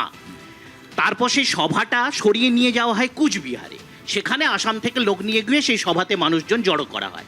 তাহলে যারা 21-এ 5-এ 5 ছিল তারা প্রধানমন্ত্রীর সভা করা, এবং সেখানে বলে রাখি যে চা শিল্প বা চা বাগান কেন্দ্রিক যে ব্যবসা, সেটা এমন একটি বিষয় যেরকম পোর্ট, যেরকম ন্যাশনাল হাইওয়ে, যেটা একাধিকার কেন্দ্রে, যেই কেন্দ্র সরকার চা বাগান নিয়ে অনেক প্রতিশ্রুতি দিয়েছিল, সেই চা বাগান কেন্দ্রিক একটি জেলাতে প্রধানমন্ত্রীর সভা সংগঠিত করার সাহস যে দল দেখাতে পারে না, যেখানে তারা আগের নির্বাচনে 5-এ 5 সিট জিতেছিলেন, সেই দলের এই পার্বত্য পশ্চিমবাংলার অ্যাকচুয়াল সাংগঠনিক অবস্থা এবং জনভিত্তি আজকের দিনে মানুষের নিরিখে কয় কি, এই একটা ঘটনাতেই পরিষ্কার হয়েছে। শান্তন, দেখুন, 54টা আসনের মধ্যে গতবার উত্তরবঙ্গে বিজেপি 30টার বেশি সিট জিতেছিল। 30টা পেয়েছিল। আমি যেহেতু নিজে উত্তরবঙ্গের ওই সময় আমি দায়িত্বে ছিলাম, আপনাদেরও মনে আছে, তাই আমি প্রত্যেকটা সিটের হাল হকিকত জানি। উত্তরবঙ্গে লোকসভা ভোটে ভারতীয় জনতা পার্টি কিন্তু কুচবিহার ছাড়া গতবারের জেতা সমস্ত আসনই ধরে রাখতে পেরেছে। কুচবিহারে সামান্য ভোটে বিজেপি হেরেছে। এবারের বিধানসভা ভোটে যেটা স্থির হয়েছিল, লোকসভা ভোট বা তার পরবর্তী সময়ে প্রধানমন্ত্রী যে যে জেলায় সভা করেছেন, বিশেষ করে বিজেপির সাংগঠনিক জেলায়, সেই জেলায় তিনি সভা করবেন না। আমি যেমন উদাহরণ দিচ্ছি, বর্ধমান দুর্গাপুর লোকসভাতে গত লোকসভা ভোটে প্রধানমন্ত্রীর সভা হয়েছিল, এই বিধানসভায় কিন্তু সভা হচ্ছে না। আলিপুরদুয়ারে গত লোকসভায় সভা হয়েছে, তার জন্য এই বিধানসভায় সভা হবে না। কারণ দেশের প্রধানমন্ত্রী সব লোকসভাতে বা সব বিধানসভার মধ্যে যাবেন, এটা ওনার সময় কিন্তু নেই। না, ব্যতিক্রম সম্ভব কিন্তু না। আছে, ব্যতিক্রম না, আছে। আপনি পাবেন না, আপনি হিসাব কোন পাবেন না। আচ্ছা, আপনি একদম, আমি বলছি, আপনি এটা পার্টির পলিসিগত ডিসিশন যে লোকসভা ভোটে উনি যেখানে সভা করেছেন, বিধানসভা ভোটে সেই লোকসভার এরিয়ায় ফলাফল সভা কি করেছেন। হবে মনে হচ্ছে? আমার মনে হয় গতবারের থেকে বিজেপির সিট অনেকটা বাড়বে। অনেকটা, এ দুটো কারণ আমি বলে দিই আপনাকে, কারণ আমি হাওয়ায় বলছি না। বিশেষ করে মালদা, উত্তর দিনাজপুর, দক্ষিণ দিনাজপুর, কুচবিহারের কিছু আসন, এখানে এসআইআর এর কারণে বাংলাদেশি মুসলমানদের নাম বাদ গেছে, বহু বাদ গেছে। স্পেসিফিক বলছি, মেকলিগঞ্জ বিজেপি জিতবে, শুধুমাত্র জিতবে কারণে বাংলাদেশি মুসলমানের নাম বাদ গেছে বলে। বৈষ্ণবনগর বিজেপি জিতবে, বাংলাদেশি মুসলমানের নাম বাদ গেছে বলে। এই যে আসনগুলো বাড়বে, এটা অ্যাড হবে বিজেপির ঝুলিতে। এখন কোথায় গিয়ে দাঁড়াবে সেটা তো বলা সম্ভব নয়, কিন্তু অনেকটা বাড়বে। চন্দন, উত্তরবঙ্গের কথা যদি বলতেই হয়, কংগ্রেস এখনো যা আছে উত্তরবঙ্গেই আছে, মালদা আছে, কিছুটা উত্তর দিনাজপুরে আছে। খাতা খুলতে পারবেন? না না, এটা খুব স্বাভাবিক। আমি ওই শূন্যর আলোচনাটা করব না। 2021-এ সবাই জানে এই শূন্যতার জন্য কতটা পোলারাইজেশন দায়ী, সকলেই জানে। এবং তার পরবর্তী সময় আমরা কিন্তু 2021-এ ঠিক যে শর্তগুলো সামনে রেখেছি, বিশ্বদা ভালো করে দেখো, আজকের এই নির্বাচনে দাঁড়িয়ে একই শর্ত রেখেছি, সেটা ধর্ম, ভাষা ইত্যাদির বাইরে এসে নির্বাচনটা হবে ডেভেলপমেন্টাল স্কেপ। তো এই যে ল্যান্ডস্কেপটা, এটা কিন্তু আমরা সাকসেসফুলি বোঝাতে সক্ষম হয়েছি অন্তত একটা শ্রেণীর কাছে।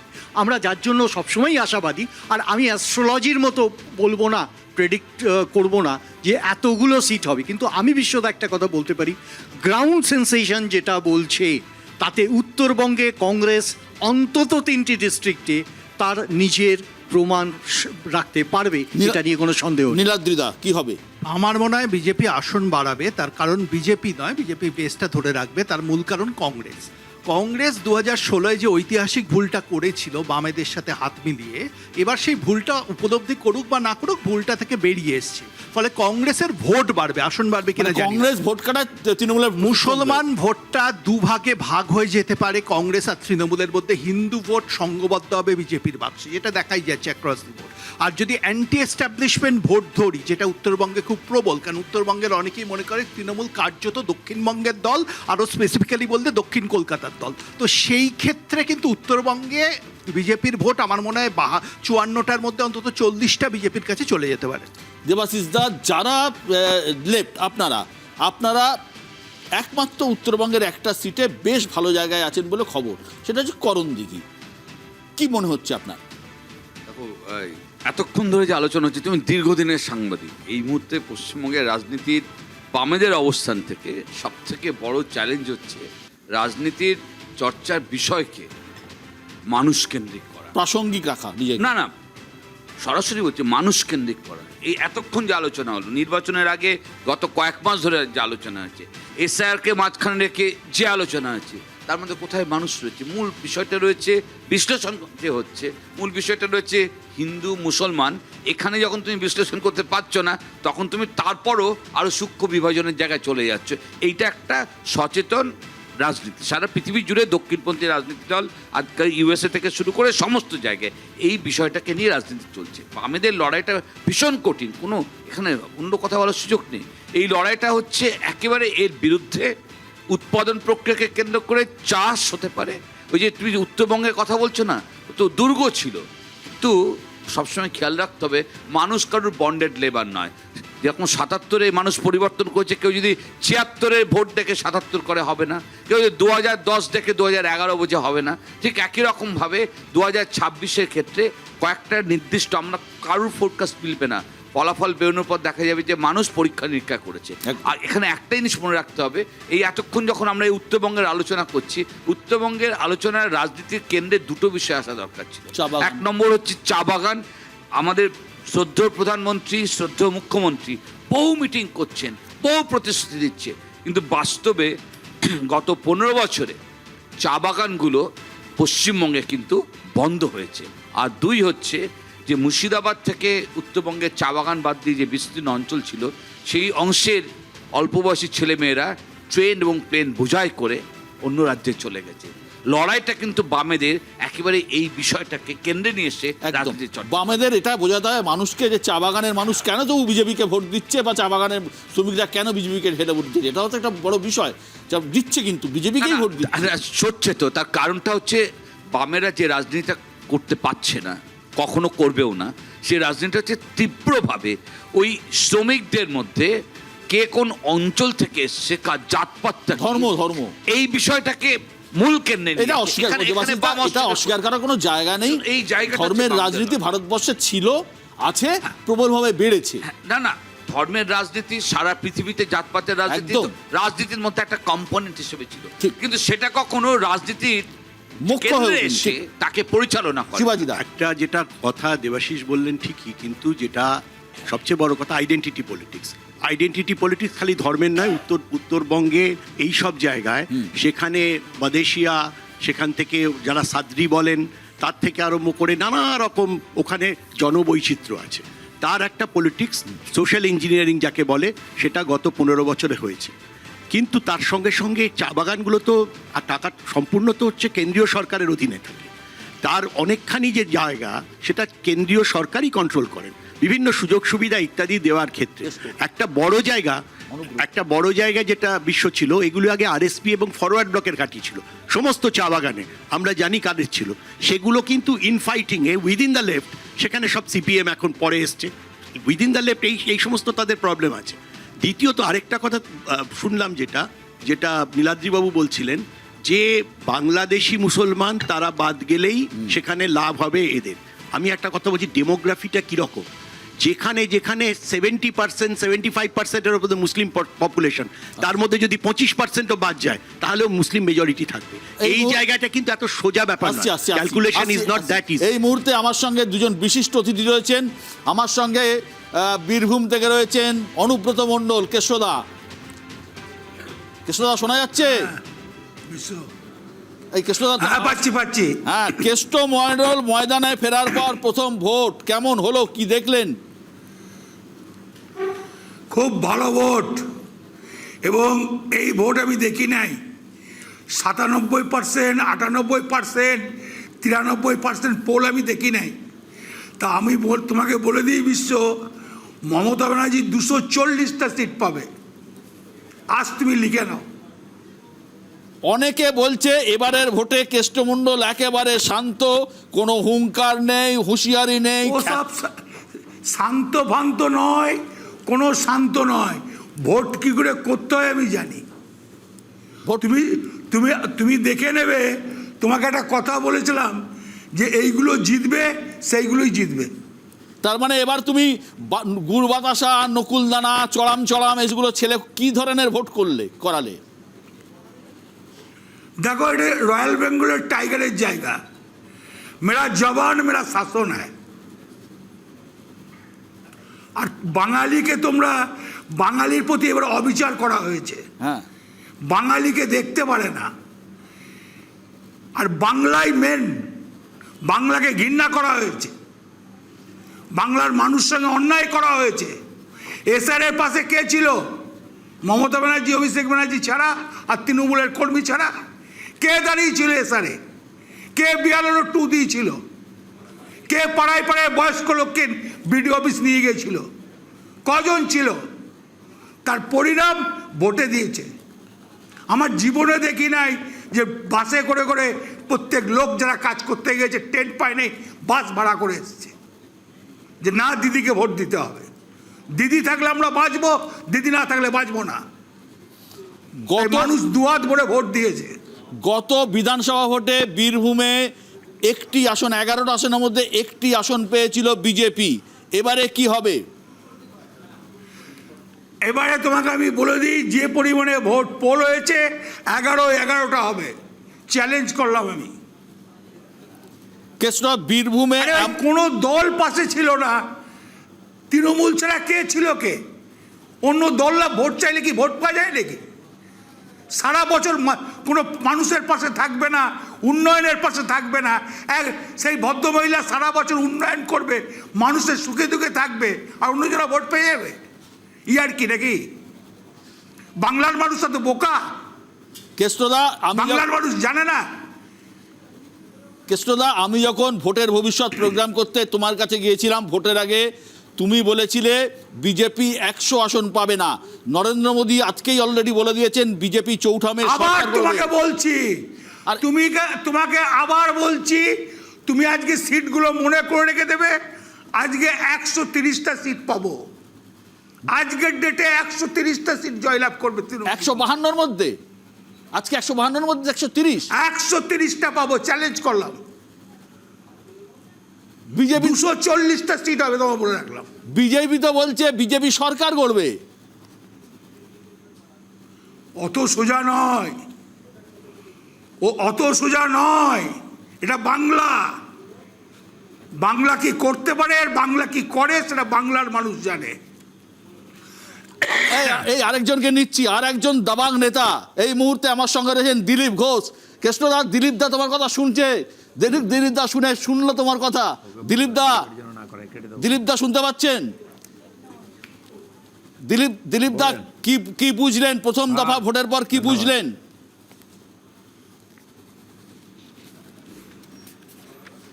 কি বুঝবো, আর 100-র বেশি সিট পাচ্ছি আমরা। দিলীপ দা, প্রথম দফায় ভোট হলো, কি বুঝলেন?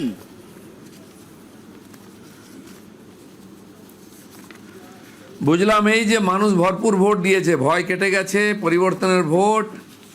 আর 90%-এর উপরে যেখানে ভোট হয়, বুঝে নিন কি হবে এরপরে। 90% ওপর ভোট পড়েছে মানে সবই হ্যাঁ দিলীপ দা? না বিশ্ব, দিলীপ দা লোক ভালো, সুন্দর সুন্দর কথা বলে। দিলীপ দাকে বলো ওটা স্বপ্ন, স্বপ্ন দেখা ভালো নয়। আচ্ছা, দিলীপ দা একটা স্বপ্ন দেখছে। দিলীপ দা লোক ভালো, ভালো সুন্দর কথা বলে, কিন্তু স্বপ্ন দেখা ভালো নয়। আচ্ছা ঠিক আছে কৃষ্ণদা, অনেক অনেক ধন্যবাদ, অনেক অনেক ধন্যবাদ।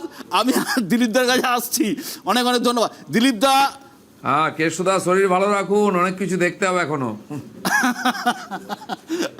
আচ্ছা ঠিক আছে দিলীপ দা, খড়গপুর মেদিনীপুরে কি হচ্ছে, কি হবে?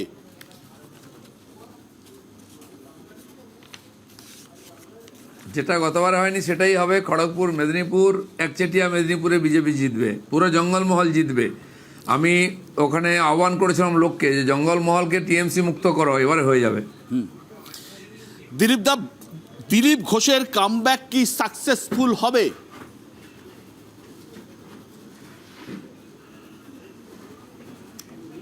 দিলীপ ঘোষ তো ছিলই, কামব্যাক বলে কিছু নাই। বিজেপির কামব্যাক হবে ওয়েস্টবেঙ্গলে, যেটা বহু দিন ধরে মানুষ অপেক্ষা করছিল সেটা এবারে হয়ে যাবে। যেভাবে পিসফুল ইলেকশন হয়েছে সেটাই জিত। নির্বাচন কমিশনকে ধন্যবাদ, তারা পশ্চিমবাংলায় একটা রেকর্ড তৈরি করলেন যেটা কেউ কল্পনা করেনি। বাঙালি জাতির রাজনীতি, হিংসা রাজনীতি যেটা নিয়ে কলঙ্ক ছিল সেটা মুছে গেছে। আর এই যে ভোট হলো এটা ঐতিহাসিক হবে, মাইলস্টোন হবে। এই যে হাওয়া উঠেছে বিজেপির 29 অবধি, এটা ঝড় হয়ে যাবে। দিলীপ দা, আপনার দলের নেতারা বলছেন বিপুল সংখ্যাগরিষ্ঠতা নিয়ে বিজেপি সরকার গড়বে। আপনার কি মনে হয় বিজেপি কত আসন পেতে পারে?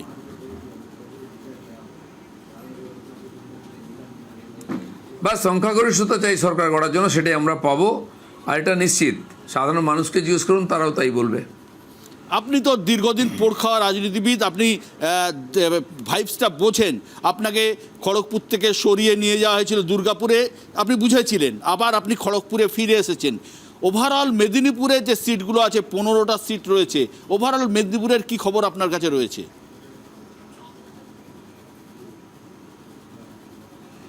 না, আমি বললাম তো মেদিনীপুরে সাংগঠনিক জেলা হিসাবে মেদিনীপুর আমাদের একটা, মেদিনীপুর পার্লামেন্টারি সিট, একটা ঝাড়গ্রাম, একটা ঘাটাল। মেদিনীপুরে তো ভালো হবেই, এবং ঘাটাল ঝাড়গ্রামে এবার ভালো ভোট হবে। সাধারণ মানুষ ভোটটা লড়ছে, তারা ভোট দিয়েছে। এই ধরনের পিসফুল ভোট আর সাইলেন্ট ভোট কখনই হয়নি। এটা সাইলেন্ট রেভলিউশন হচ্ছে পশ্চিমবাংলার জন্য। সাইলেন্ট রেভলিউশন হচ্ছে। অনেক অনেক ধন্যবাদ দিলীপ দা আমার সাথে থাকার জন্য। দিলীপ দার কথা শুনলেন, অনুব্রত মণ্ডলের কথা আপনারা শুনলেন। আমরা এতক্ষণ কথা বললাম কেষ্ট মণ্ডলের সাথে, কথা বললাম দিলীপ ঘোষের সাথে। আমি আসবো কৃষাণুর কাছে। কৃষাণু, যে দুটি জেলার নেতাদের সাথে আমরা কথা বললাম, উত্তরবঙ্গ নিয়ে তো তোমাদের স্টেটমেন্ট, তোমাদের কথা আমরা শুনলাম। যে দুটি জেলা আমরা আলোচনা করলাম, একটা বীরভূম, যেখানে 2021 সালে 11টার মধ্যে 10টা আসন তৃণমূল পেয়েছিল, আর একটা হলো পশ্চিম মেদিনীপুর, যেখানে 15টা আসনের মধ্যে 13টা আসন তৃণমূল পেয়েছিল 2021 সালে। এই দুটো জেলা দক্ষিণবঙ্গের অত্যন্ত ইম্পর্টেন্ট জেলা। এই জেলার থেকে সিংহভাগ আসন তৃণমূল 2021-এ তুলে নিয়েছিল। এবারে কি হবে? এবারও সিমিলার রেজাল্ট হবে, মানে দুবরাজপুরটা, যেটা কেষ্টদা বললেন, গতবার দুবরাজপুরটা অল্পের জন্য আমরা পিছিয়ে গেছিলাম, কিন্তু এবার ওটাও রিকভারির জায়গা আছে। এবং সিউড়ি টাউন, যেই কারণে যেটার জন্য বিজেপিও অনেক ইয়ে করে, সিউড়ি টাউন থেকেও এবার আমরা ম্যাসিভ লিড নিয়ে পুরো কনস্টিটুয়েন্সি জিততে চলি। তো যেই টাউনে আমাদের আগেরবার ডেফিসিট ছিল, ওভারঅল সিটটা জিতেছিলাম, টাউনে ডেফিসিট ছিল, এবার টাউনেও সম্ভবত আমরা অনেকটা মেকআপ করব। এখন বিষয়টা হচ্ছে যে এই যে পরিযায়ী নিয়ে এত কথা হয়, পরিযায়ীটা বিজেপি এমনভাবে এটাকে মার্কেটিং করেছে যে পরিযায়ী 28 লক্ষ বা 38 লক্ষ অবধি পরিযায়ী শ্রমিক বাংলার বাইরে কাজ করে। এই যে এসআইআর চলাকালীন আমরা তার আগে যে এসআইআর আসবে করে যেভাবে ভারত জুড়ে এই রোহিঙ্গা বাংলাদেশি যে জিগির তোলা হয়েছিল, সেটা তো স্টেপ 1 ছিল। স্টেপ 2 হচ্ছে এসআইআর। তখন আমরা যখন দেখছিলাম বিভিন্ন বিজেপি শাসিত রাজ্যতে বাঙালি আক্রান্ত হচ্ছে এবং তাদের অনেকেও এই পরিযায়ী ক্যাটেগরি শ্রমিক, তারা বলছে তারা 20 বছর, 25 বছর, 30 বছর, 35 বছর ধরে তারা পরিযায়ী। তাহলে তারপরে যখন দেবাশিস দ্বারা এই আর্গুমেন্ট দিচ্ছে 15 বছরে মানুষ গেছে, তো এটা তো বাস্তব নয়। আজকেও যারা এসছেন ভোট দিতে, তাদের তুমি একটা ডাটা স্যাম্পল করো, তারা গেছেন 25 বছর, 30 বছর, 35 বছর আগে। তো তার সেই ব্যর্থতা কার? যারা এই ইস্যুটাকে ব্যর্থ করছে। কারণ কি, লেবার তো যাবেই, লেবার তার বেস্ট পসিবল যেখানে তার ম্যাক্সিমাম ওয়েজ আর্নিংয়ের স্কোপ থাকবে, সে সেখানেই যাবে। তো এই যে ব্যাপারটা অ্যালিবাই, আবার এটাও ফ্যাক্ট যে আমাদের এই পশ্চিমবাংলাতে, এই বিভিন্ন আশেপাশের রাজ্যতে, এমনকি উত্তরপ্রদেশ, রাজস্থান থেকেও ব্যাপক হারে লোকজন কাজ করছে, যেই সংখ্যাটা 2 কোটি। বিহারের একজন সাংসদ এই বিহার দিবস পালন করতে আসানসোলে এসেছিলেন, বিজেপি নেত্রী অগ্নিমিত্রা পালকে ওখানকার বিধায়ককে পাশে বসে বলেছিলেন যে বাংলার মাটিকে আমি প্রণাম করি, যেই বাংলার মাটি 2 কোটি বিহারির কর্মসংস্থান এবং অন্য সংস্থান তারা করতে পেরেছে। তো এই যে একটা অ্যালিবাই যে বাংলা থেকে সব চলে যাচ্ছে, তাহলে এত মানুষ আছে কি করে? তারা কি হাওয়া খেতে বাংলায় আছে? দেবাশিস দা যে কথা কিষাণও বললো যে অন্য স্টেটের মানুষ তো এখানে কাজ করতে আসছেন, আর মানুষ তো যেখানে পয়সা বেশি পাবেন সেখানে যাবেন, এটাই তো বাস্তব। ওর কথার মধ্যেই সব কিছু রয়েছে। আর মানে ও তো ওর জায়গা থেকে স্বাভাবিকভাবে যা বিশ্লেষণ করেছে, মূল কথাটা খুব স্বাভাবিক। আজকে যদি এয়ারপোর্টের সামনে গিয়ে কেউ যদি দাঁড়ায় এবং আমার হাওড়া শিয়ালদা স্টেশনে যদি কেউ যায়, তাহলে যে লক্ষ লক্ষ ছেলে মেয়ে রাজ্য থেকে বেরিয়ে যাচ্ছে, তাদের বয়সটা কিন্তু এমনকি 30ও ছোঁয়নি। ঠিক আছে, 20-র নিচে, 30ও ছোঁয়নি। পিঠে এখনকার যে ব্যাগগুলো আছে, ব্যাগগুলো নিয়ে বেরিয়ে যাচ্ছে। 25, 30, 40, 50 স্বাধীনতার সময় থেকে এটা বিষয় নয়, আলোচনার বিষয় নয়। এবং এটা বাস্তব তো যে একটা রাজ্যে সিঙ্গুরকে কেন্দ্র করে গত 15 বছরে আমরা এই রাজ্যে প্রচুর সম্মেলন দেখেছি। শিল্পে বিনিয়োগ হয়নি। ওই ছেলে মেয়ে থাকবে কোথায়? যেখানে হোয়াইট কালার জব, এই অফিসটা কোথায়? রাজারহাট, নিউ টাউন, গৌতম দেব, বামফ্রন্ট সরকার, জ্যোতি বসুর নেতৃত্বে তৈরি হওয়া এই বিশাল সেক্টরটাতে তুমি আইটি ইনভেস্টমেন্ট যা রয়েছে, পুনের আশপাশে আসতে পারছে, হায়দ্রাবাদের আশপাশে আসতে পারছে। আজকে এখানে এমনকি যে সমস্ত আইটি ফার্মগুলো রয়েছে, তাদের যদি কেউ প্রজেক্ট সাইজ থাকে, তথ্য নিয়ে কথা বলতে হবে। তো পড়ালেখা করাবার পর ইঞ্জিনিয়ারিং কলেজ, ম্যানেজমেন্টের ছেলেমেয়েগুলো পাশ করার পর এই রাজ্যে থাকতে পারছে না কেন? শ্রমিক চলে যাচ্ছে, কলকারখানা বন্ধ হয়েছে। পাশাপাশি যেগুলো মেধাকে ভিত্তি করে আইটি সেক্টর এক্সপ্যানশন সারা পৃথিবীতে হচ্ছে, আজকে ভারতবর্ষে এই অঞ্চল থেকে মানুষ উড়িষ্যাতে চলে যাচ্ছে, পড়াশুনো করবার জায়গাটা সিঙ্ক করছে। রাজ্যে আছেটা কি? শিক্ষা থেকে শুরু করে প্রত্যেকটা ক্ষেত্রে ভোট, মানুষের রায়, এটা নিয়ে কখনো তর্ক করার বিষয় নেই। কিন্তু যেটা সামনে ঘটছে, আরে এই ক্ষতিটা রাজ্যের হলে কি কোনো দলের লাভ হয় না ক্ষতি হয়? তো রাজ্যের ছেলে মেয়ের ক্ষতি হচ্ছে। ফলে এই জায়গাগুলো তর্কের না, কারণ এই জায়গাগুলোকে রাজনীতির বাইরে নিয়ে এসে চর্চা করতে হবে। সংকটটা হচ্ছে এইখানটায় তৈরি হচ্ছে। সেটা যেটা দেবাশিসদা বলছিলেন বারবার সায়ন্তন, যে পাশাপাশি একটা ধর্মের রাজনীতি আপনারা করছেন, তৃণমূলও করছে, অভিযোগ দেবাশিসদা করছেন। এই যে পশ্চিম মেদিনীপুর এবং বীরভূম দুটো জেলায় আমরা আলোচনা করলাম, বীরভূমে তো খুবই প্রকট এবং পশ্চিম মেদিনীপুরও নেই করে অনেক কিছুই আছে। আপনারা কি এক্সপেক্ট করছেন, কিসের জন্য মানুষ এই দুটো জেলায় আপনাদেরকে ভোট দেবে বলে মনে হয়? বিশেষ করে ঘাটার মাস্টার প্ল্যান করতে হচ্ছে, যেটা আলোচনাতে বারবার এসছে, বাস্তবিক অর্থে আমার যেটা এবারে নির্বাচনে ঘোরাঘুরি করে মনে হয়েছে, এই নির্বাচনটা কোনো ব্যক্তির বিরুদ্ধে নয়, এই নির্বাচনটা পরিবর্তনের নির্বাচন। যেমন 2009, 2011 যে যেন তেন মূল্যে হোক পশ্চিমবঙ্গে একটা নতুন কিছু করতে হবে। গত 15 বছরে এটা তো সত্যিকারের ঘটনা, একটা কারখানা পশ্চিমবঙ্গে বড় তৈরি হয়নি। তাজপুর বন্দরের কথা শোনা গেছে, আমাদের ইস্পাত কারখানা করবেন প্রখ্যাত ক্রিকেটার শোনা গেছে, কিন্তু কিছুই হয়নি। নয়ডাতে কিছু হোক আর না হোক স্যামসাং কোম্পানি এত বড় কারখানা করেছে, পশ্চিমবঙ্গ থেকে বহু হাজার শ্রমিক কাজ করতে যাচ্ছে। টেসলা দুটো রাজ্যে, তার মধ্যে একটা তামিলনাড়ু আর একটা বিজেপি শাসিত হরিয়ানা, সেখানে পর্যন্ত তারা কারখানা তৈরি করেছে, সেখানে মানুষ কাজ করছে, কিন্তু দেখানোর মতো কিছু নেই। আর একটা যেটা কথা হলো, আরো দুটো পয়েন্ট খুব গুরুত্বপূর্ণ আমি বলতে চাই, সেটা হচ্ছে যে অন্য রাজ্য থেকে এখানে কাজ করতে আসে, সে তো প্রি ব্রিটিশ যুগ থেকে আসে। বিহারের লোক বাংলায় কাজ করে, একটা সময় কলকাতা পুলিশকে বলা হতো ABCD, আড়া, বালিয়া, ছাপড়া, দানাপুর। কলকাতা পুলিশের নিচের স্তরের সব কর্মীদের নেওয়া হতো ওই 4টে জেলা থেকে, সে তো সে প্রি ব্রিটিশ যুগ থেকে। পশ্চিমবঙ্গের যুবক আজ থেকে 50 বছর আগে তামিলনাড়ুতে কাজ করতে যেত না, 30 বছর আগে মহারাষ্ট্রে দলে দলে যেত না, যেত কোনো চার্টার অ্যাকাউন্টেন্ট গেলেন, কোনো কম্পিউটার ইঞ্জিনিয়ার গেলেন। বামফ্রন্টের আমল থেকেই প্রবণতা শুরু হয়েছে, তার জন্যই তো মানুষ বামফ্রন্টকে সরিয়েছে। আমি শিবাজি থেকে জানতে চাই যে সত্যি এরা যে কথা বললেন সত্যি মানে শুনতে ভালো লাগছে, ঠিকই লাগছে, বাস্তব কথাই হয়তো, কিন্তু ভোট কি এগুলোর ভিত্তিতে হয়েছে বা হচ্ছে না? আমি এটাই বলতে চাইছিলাম, বিশ্ব ইস্যু কিন্তু অনেকগুলো ছিল, যেটা বামফ্রন্ট বলছে, কংগ্রেস বলছে যে একটা রুজি রুটির ব্যাপার, পরিযায়নের একটা ব্যাপার হচ্ছে, চলে যাওয়া অর্থাৎ ক্যাপিটাল এবং তার সঙ্গে লেবার চলে যাচ্ছে, এগুলো বলছে। সব ছাপিয়ে যেটা শেষ পর্যন্ত নির্বাচন কমিশন এবং অনেকটা ইন ট্যান্ডেম যেটাকে বলা যায়, আমি বলছি না যে তার কথাতেই চলছে কি চলছে না, বিজেপিও একই রকম ন্যারেটিভ তৈরি করলো। সেই ন্যারেটিভটাই কিন্তু সমস্ত ইস্যুকে ম্লান করে দিল। সেটা হলো যে SIR করা হবে, এবং SIR করার সঙ্গে কতগুলো কথা বিজেপির বিভিন্ন নেতা, বিহারের লোক এসে বলেছেন যাদের নাম ভোটার লিস্টে নেই তাদেরকে তাদের ড্রাইভিং লাইসেন্স বাতিল হয়ে যাবে, ইত্যাদি ইত্যাদি, যে কথাগুলো খবরের কাগজে এসছে। এই জায়গাতে কারা অসুবিধায় পড়বে? হোয়াইট কালার লোকেরা কিন্তু পড়বে না, যার কথা দেবাশিস বলছিল, সে এক জায়গায় না হলে অন্য জায়গায় চাকরি পেয়ে যাবে। যদি ড্রাইভিং লাইসেন্স না থাকে তাহলে যে পর্যায়ের মানুষ, যে গোত্রের মানুষরা, যারা যে বর্গের মানুষরা সেখানে যাবে, এই মানুষদের কিন্তু একটা হয়েছে, খালি ভোটের জন্য নয়, তারা ভাবছে এর সঙ্গে একগাদা এন্টাইটেলমেন্ট যেটাকে বলা হয়, অধিকার বিভিন্ন ব্যাপারে, বিভিন্ন স্কিমের মাধ্যমে ইত্যাদি, সেগুলো থেকে আমরা বাদ যাব। সুতরাং এন্টায়ার ন্যারেটিভটা, ডিসকোর্সটা পাল্টে অন্য একটা ডিসকোর্স হয়ে গেল, হওয়ার কথা ছিল না। একদম অনেক ইস্যু ছিল, RG কর থেকে অনেক রকম ইস্যু ছিল, যেটা থেকে পাল্টে গিয়ে শুধু SIR করে দিল। নীলাদ্রিদা, আজকে যে 152টা আসনে ভোট হলো, আমি যদি 2021-এর নির্বাচন দেখি, এই 152টার মধ্যে বিজেপি পেয়েছিল 59টা আসন, টোটাল 77 পেয়েছিল, তার মানে 59 পেয়েছিল আজকের ইলেকশনের সিটগুলোতে। এটা প্রধানত বিজেপির ভালো ঘাঁটি। পরের যে ফেস্টার ইলেকশনটা হবে সেটা দক্ষিণবঙ্গ, সেটা তৃণমূলকে যে দক্ষিণবঙ্গের পার্টি বলা হয়, তৃণমূলের গড় বলা যেতে পারে। তো আজকের নির্বাচনটাই তো অনেকটা ডিসাইড করে দেবে মানে সরকার কারা গড়ছে সেদিকটায়।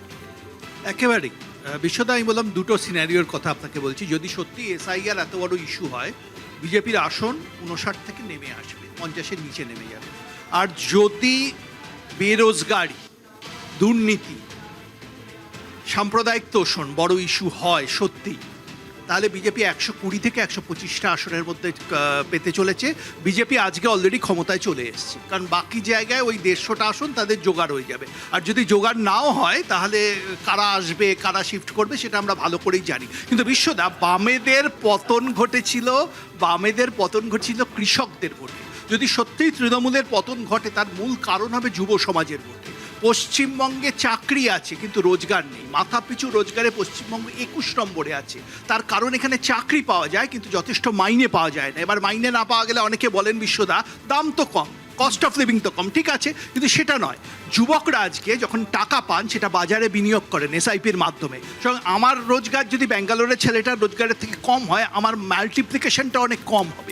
সুতরাং এই রোজগার কম হওয়াটা একটা বড় ফ্যাক্টর। যুবকদের ভোট, যুবতীদের ভোট যদি বিজেপি, তার মানে আপনার কথা হচ্ছে যে এখানে মানুষ টাকা পাচ্ছেন, রোজগার করছেন, কিন্তু অ্যামাউন্টটা খুবই কম, যেটা অন্যান্য স্টেটের তুলনায়, তাই তো? আমি এই আলোচনায় ফিরবো। মাথাপিছু রোজগার কম, মাথাপিছু গড়ায় কম। আমি এই আলোচনায় ফিরবো একটা ছোট্ট বিরতির পর, সঙ্গে থাকুন। ফিরে এলাম বিরতির পর। এই মুহূর্তে আমার সঙ্গে রয়েছেন রাজ্যের মন্ত্রী, পাশাপাশি আসানসোলের দাপুটে তৃণমূল নেতা মলয় ঘটক। মলয়দা, এবারের লড়াই কতটা কঠিন ছিল?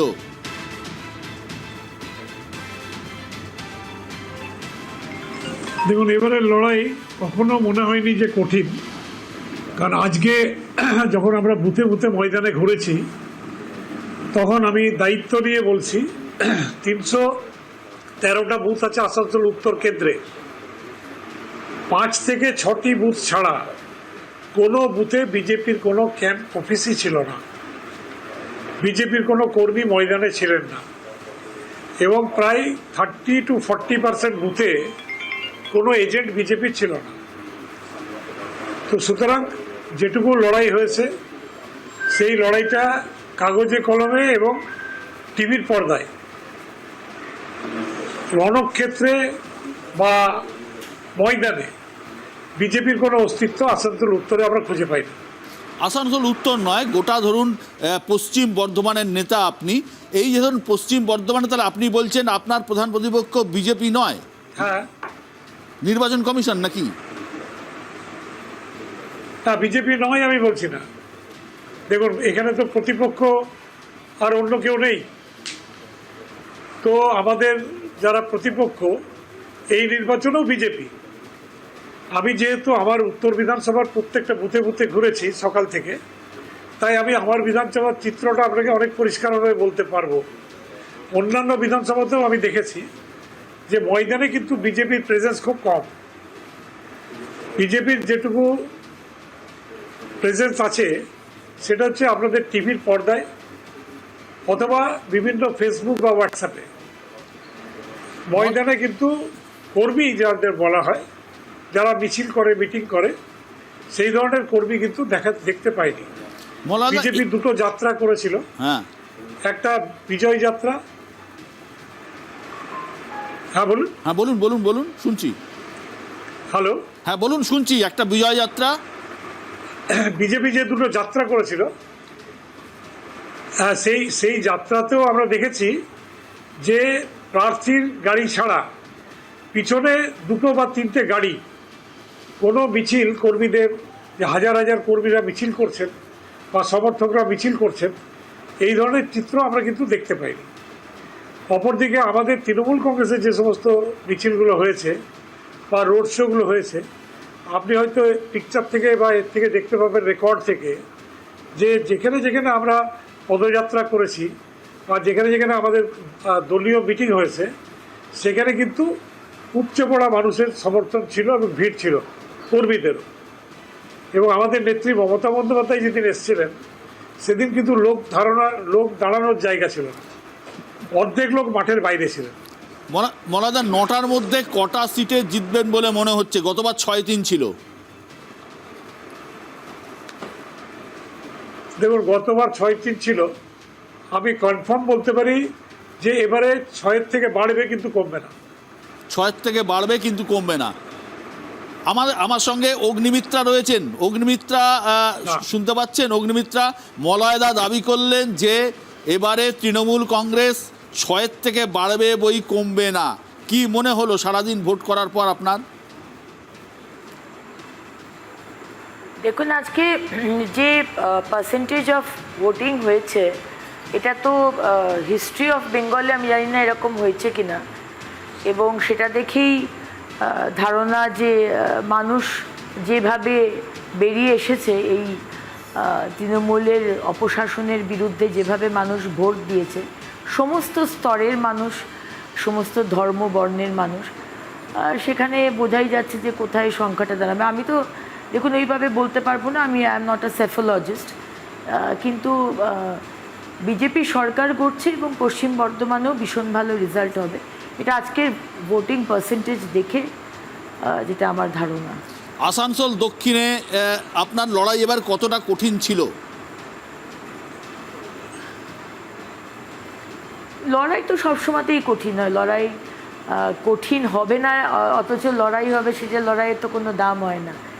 কিন্তু লড়াইটা কিছুটা ইজি ছিল, কারণ আসানসোল দক্ষিণের মানুষ আমার পাশে ছিল। বাংলার মানুষ পরিবর্তন চাইছে, আসানসোল দক্ষিণের মানুষ পরিবর্তন চাইছে, এবং এই ফিলিংটা এন্টায়ার বেঙ্গলে, এটা শুধু আসানসোল দক্ষিণ বা বাঁকুড়া বা কুলটি এরকম ধরলে হবে না, ইট ইজ এভরিওয়্যার। একটা যে মমতা ব্যানার্জি যে শ্রদ্ধা বা ভালোবাসা বা যে ভরসা নিয়ে এসেছিলেন 2011-তে, মানুষ স্থিতিবিরক্ত এই সরকারকে নিয়ে। আমি নয় একজন কার্যকর্তা হিসেবে বলছি, কিন্তু আপনি রাস্তায় যে কোনো, আপনারাও সারাক্ষণ ফিল্ডে থাকেন, আপনারাও নিশ্চয়ই ফিডব্যাক পেয়েছেন যে মানে সব স্তরের মানুষ চাইছে যে এদের আর নেওয়া যাচ্ছে না। সরকার দেখুন, কেউ কম কাজ করে, কেউ বেশি কাজ করে, কেউ কম দুর্নীতি করে, কেউ বেশি দুর্নীতি করে, এরকম আছে। কিন্তু সব ফিল্ডে এত জঘন্য প্রেজেন্স, মানে ঔদ্ধত্য বলুন সেখানে ফুল মার্কস, দুর্নীতি বলুন সেখানে ফুল মার্কস, ভাষা বলুন সেখানে ফুল মার্কস, সব দিকে এত খারাপ জায়গায় এই দলটা নিয়ে চলে গেল পশ্চিমবঙ্গকে, যে সমস্ত ধর্মের মানুষ, বর্ণের মানুষ, ভাষার মানুষ, ইরেসপেক্টিভ অফ দেয়ার পজিশন, তারা বলছে যে না, এদের আর নেওয়া যাচ্ছে না।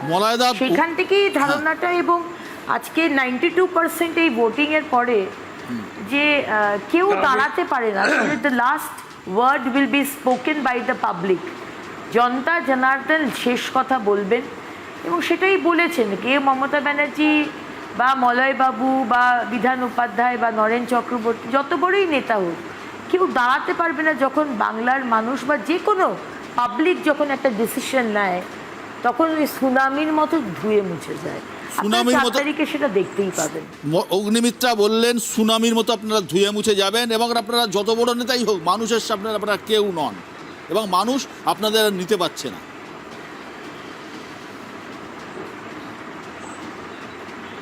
দেখুন, উনি রাজনীতিতে কতটা জানি না, এক্সপিরিয়েন্সড। গতবার আমার বিধানসভায় ভোট ছিল 2,87,000, এবারে 51,000 ভোট কমে গিয়েছে। তো পার্সেন্টেজ অফ ভোটিং 51,000 যদি ভোট কম থাকে, অটোমেটিক্যালি বাড়বে, কারণ যারা মৃত ভোটার, যারা ডাবল ভোটার, যারা আনট্রেসেবল ভোটার, সেই ভোটটা তো আগে পড়তো না বলেই পার্সেন্টেজটা কম থাকতো। এবারে সেই ভোটগুলো ভোটার লিস্টে নেই, অটোমেটিক্যালি পার্সেন্টেজ অফ ভোট বেড়েছে, কিন্তু টোটাল নাম্বার অফ ভোট যেটা, সেই ভোটটা বাড়েনি। ধন্যবাদ, অনেক অনেক ধন্যবাদ মলয়দা, অনেক ধন্যবাদ অগ্নিমিত্রা আমাদের সঙ্গে থাকার জন্য। যে জেলাটা আমরা একদম যাইনি, একবার ছোট্ট করে যাব, মৌসাম বেনজির নূর। মৌসাম, এবারে আপনি মালতীপুরে দাঁড়িয়েছেন, এবারে কি মনে হলো ভোট দেখে? মালদা কি কংগ্রেসকে এবার কোনো জায়গা দেবে? হ্যাঁ বিশ্বদা, আমরা তো খুব আশাবাদী, কারণ পোলিং খুব হাই হয়েছে। কিছু কিছু বুথে তো আমরা দেখছি প্রায় 95% to 96%ও পোলিং হয়েছে। তো পোলিং খুব পিসফুল হয়েছে, এবং মানুষ বাড়ি থেকে বেরিয়ে এসে পোল করেছে। তারা তাদের যেই ইচ্ছে, তাদের যেটা মানে যেটাই ডিসিশন তাদের হোক, তারা এগিয়ে এসছেন, তারা ভোট দিয়েছেন, এবং সেটার জন্য আমি মালদার মানুষ, প্রত্যেকটি মানুষকে ধন্যবাদ জানাই যে তারা তাদের ইচ্ছা প্রকাশ করেছেন। এবং যেভাবে পোলিং হয়েছে, আমরা তো খুব আশাবাদী যে কংগ্রেসের রেজাল্ট খুব ভালো হবে, কারণ আমরা যবে থেকে ক্যাম্পেনিং শুরু করেছিলাম, যেভাবে এই হাই পোলিংটা কেন মৌসুম, হাই পোলিংটা কেন, কিসের জন্য হয়েছে বলে মনে হয়? দেখুন, হাই পোলিংটা আমার যেটা একটা ধারণা, যে এসআইআর নিয়ে একটা ফিয়ার সাইকোসিস কাজ করেছে। যেভাবে মানুষকে ভয় দেখানো হচ্ছিল, মানুষ আতঙ্কিত ছিল, এবং বাইরে থেকেও প্রচুর মাইগ্রেন্ট লেবারার্সরা ফিরে এসছেন মালদাতে, তারাও ভোট দিয়েছেন, এবং একটা ভয় ছিল যে যদি ভোট না দেওয়া হয় তাহলে আগামী দিনেও সমস্যা হতে পারে। প্লাস আমার মনে হয় একটা অ্যান্টি ইনকাম্বেন্সিও ভোট হয়েছে, মানুষ তাদের রায় জানাতে চেয়েছেন, এবং সবাই মিলে, বিশেষ করে অনেকেরই দেখুন প্রত্যেকটা পরিবারের মানুষের কিন্তু ডিলিটেড লিস্টে নাম আছে, তো যাদের পরিবারের মানে নাম এরকম ডিলিটেড লিস্টে আছে বাকিরা কিন্তু সবাই ভোট করেছে এবং তাদের সিদ্ধান্ত তারা জানিয়েছে। মানে তার মানে আপনি আশাবাদী মালদায় আবার কংগ্রেস ভালো রেজাল্ট করবে? আমরা 100% আশাবাদী মালদায় কংগ্রেস রেজাল্ট খুব ভালো হয়। অনেক অনেক ধন্যবাদ মৌসাম আমাদের সঙ্গে থাকার জন্য। জগন্নাথ চট্টোপাধ্যায় একসময় আমার সহকর্মী, এখন সিউড়ির থেকে দাঁড়িয়েছেন বিজেপির নেতা। জগন্নাথ, কি দেখলেন ভোটে, কি মনে হলো?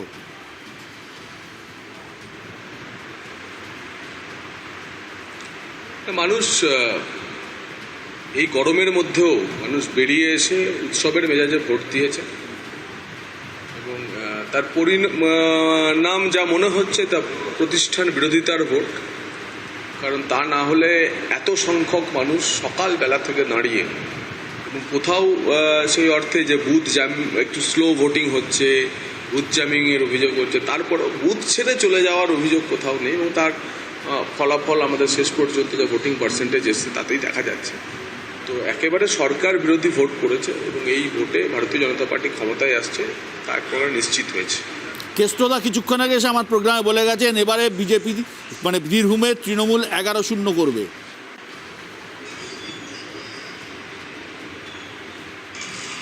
এছাড়া উনি কি বলবেন? উনি বলবেন বিজেপি ভালো ফল করবে? এমনিতে তিহার থেকে ফেরত আসার পর একটু ব্যাটারি ডাউন আছে, রিচার্জও নিচ্ছে না, চার্জ নেই, তারপর রিচার্জও নিচ্ছে না। তার ফলে এবারও রামনবমীর মিটিংয়ে হেঁটেছেন। আমার ধারণা 4 তারিখের পর জয় শ্রীরাম বলবেন। মানে আপনি বলছে, আপনার কি ধারণা বিজেপি বীরভূমে 11টা সিটের মধ্যে কটা সিট পেতে পারে? তৃণমূলের থেকে একটা হলেও বেশি সিট পাবে ভারতীয় জনতা পার্টি। যে প্যাটার্নে ভোট হয়েছে সেই প্যাটার্ন বলে দিচ্ছে 4ই মে লালমাটির দেশ গেরুয়া মাটিতে পরিণত হবে। 4ই মে বীরভূমে পরিবর্তন হবে দাবি করছেন জগন্নাথ। জগন্নাথ, অনেক ধন্যবাদ।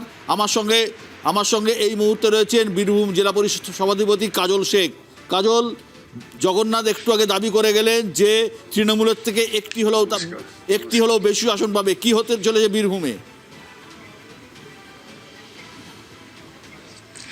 বীরভূমে 11-0 হবে। 4 তারিখে জগন্নাথবাবু সহ বিজেপির যেসব নেতারা, কেন্দ্রীয় নেতারা যারা বীরভূমে মাঠে এসেছিলেন তাদের সকলকে আমন্ত্রণ জানাবো 4 তারিখে বীরভূমে মাটিতে থাকার জন্য। এবং বাক্স ওপেন হবে, তো শুধু জোড়া ফুল ফুটবে, ওনারা সর্ষের ফুল দেখবেন। তার কারণ 365 দিন আমরা মমতা বন্দ্যোপাধ্যায়ের সৈনিক, অভিষেক বন্দ্যোপাধ্যায়ের সৈনিক হিসাবে মানুষের সুখ দুঃখ আপদ বিপদে মানুষের পাশে থেকেছি। শীত গ্রীষ্ম ভরসা মমতা বন্দ্যোপাধ্যায় ভরসা। স্বভাবতই বীরভূম জেলা মানুষ লাইন দাঁড়িয়ে ভোট দিয়েছে, নিজের ভোট নিজে দিয়েছে। মমতা বন্দ্যোপাধ্যায়, অভিষেক বন্দ্যোপাধ্যায় মমতা প্রার্থীর আশীর্বাদ করেছে। কাজল, এতগুলো যে ভোট পড়েছে, পার্সেন্টেজ অফ পোলিং তো প্রচুর হয়েছে এবং সবাই তো বলছেন এই পুরোটাই নাকি তৃণমূলের বিপক্ষে যাবে।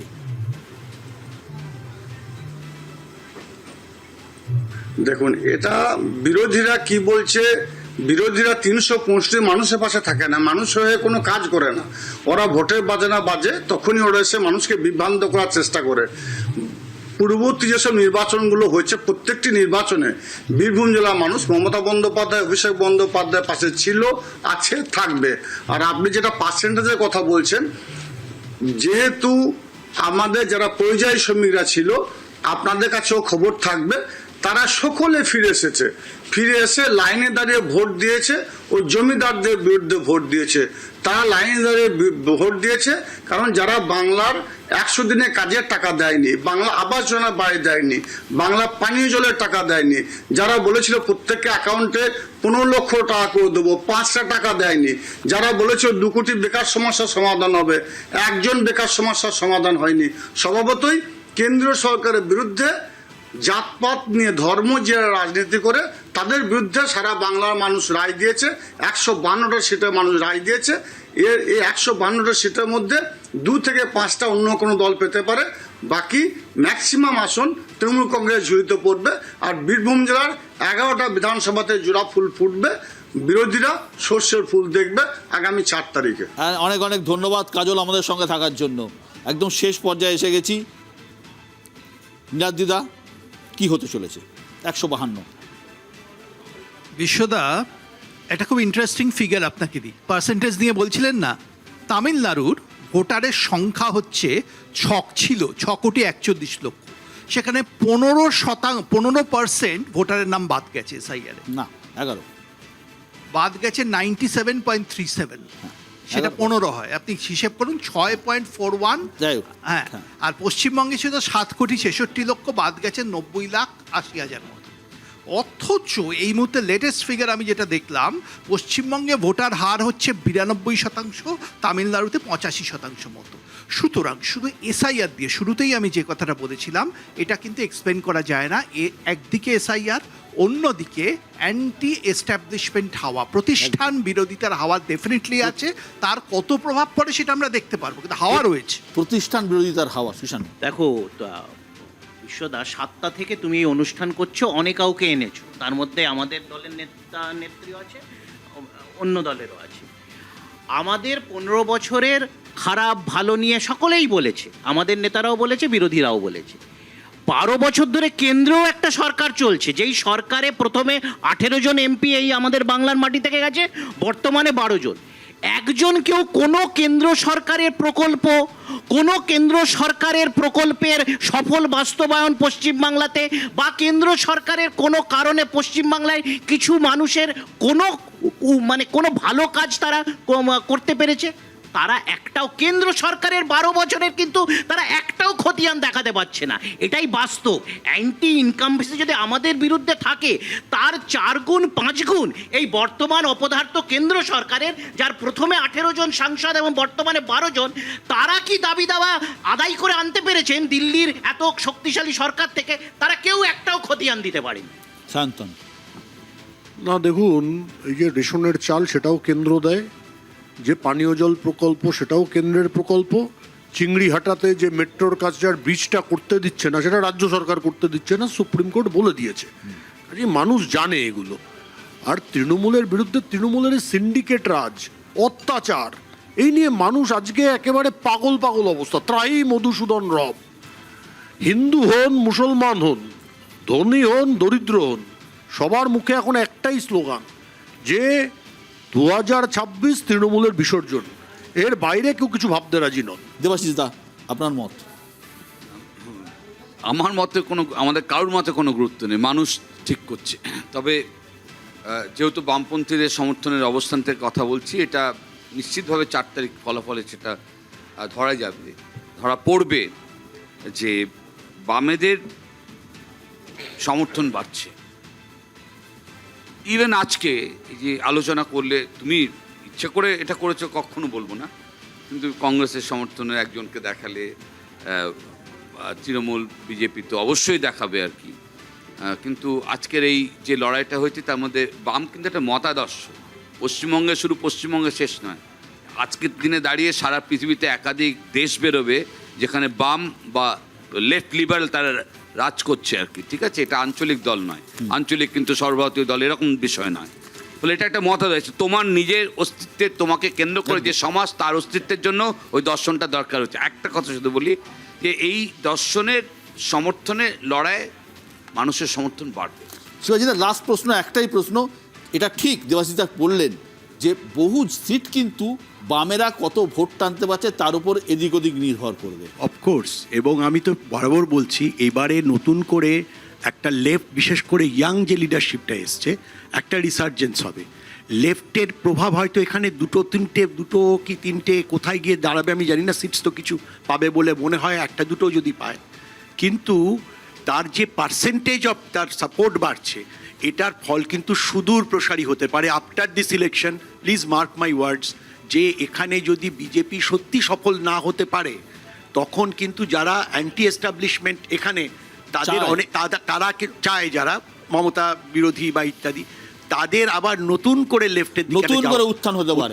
একদম নতুন করে উত্থান কার হবে, বিজেপি কি হবে কি হবে না, তার উত্তর আমরা 4 তারিখে পেয়ে যাব। কিন্তু এটা নিশ্চিতভাবে বলে দেওয়া যায় যে আজকে যে 152টা আসনে ভোট হলো, আজকের আসনের ফলাফল কিন্তু আগামী 4 তারিখ কুর্সি কার দিকে যাবে তা অনেকটাই নির্ধারণ করবে। অনেক অনেক ধন্যবাদ আপনাদের সবাইকে আজকে এখানে আসার জন্য। ভালো থাকবেন সবাই।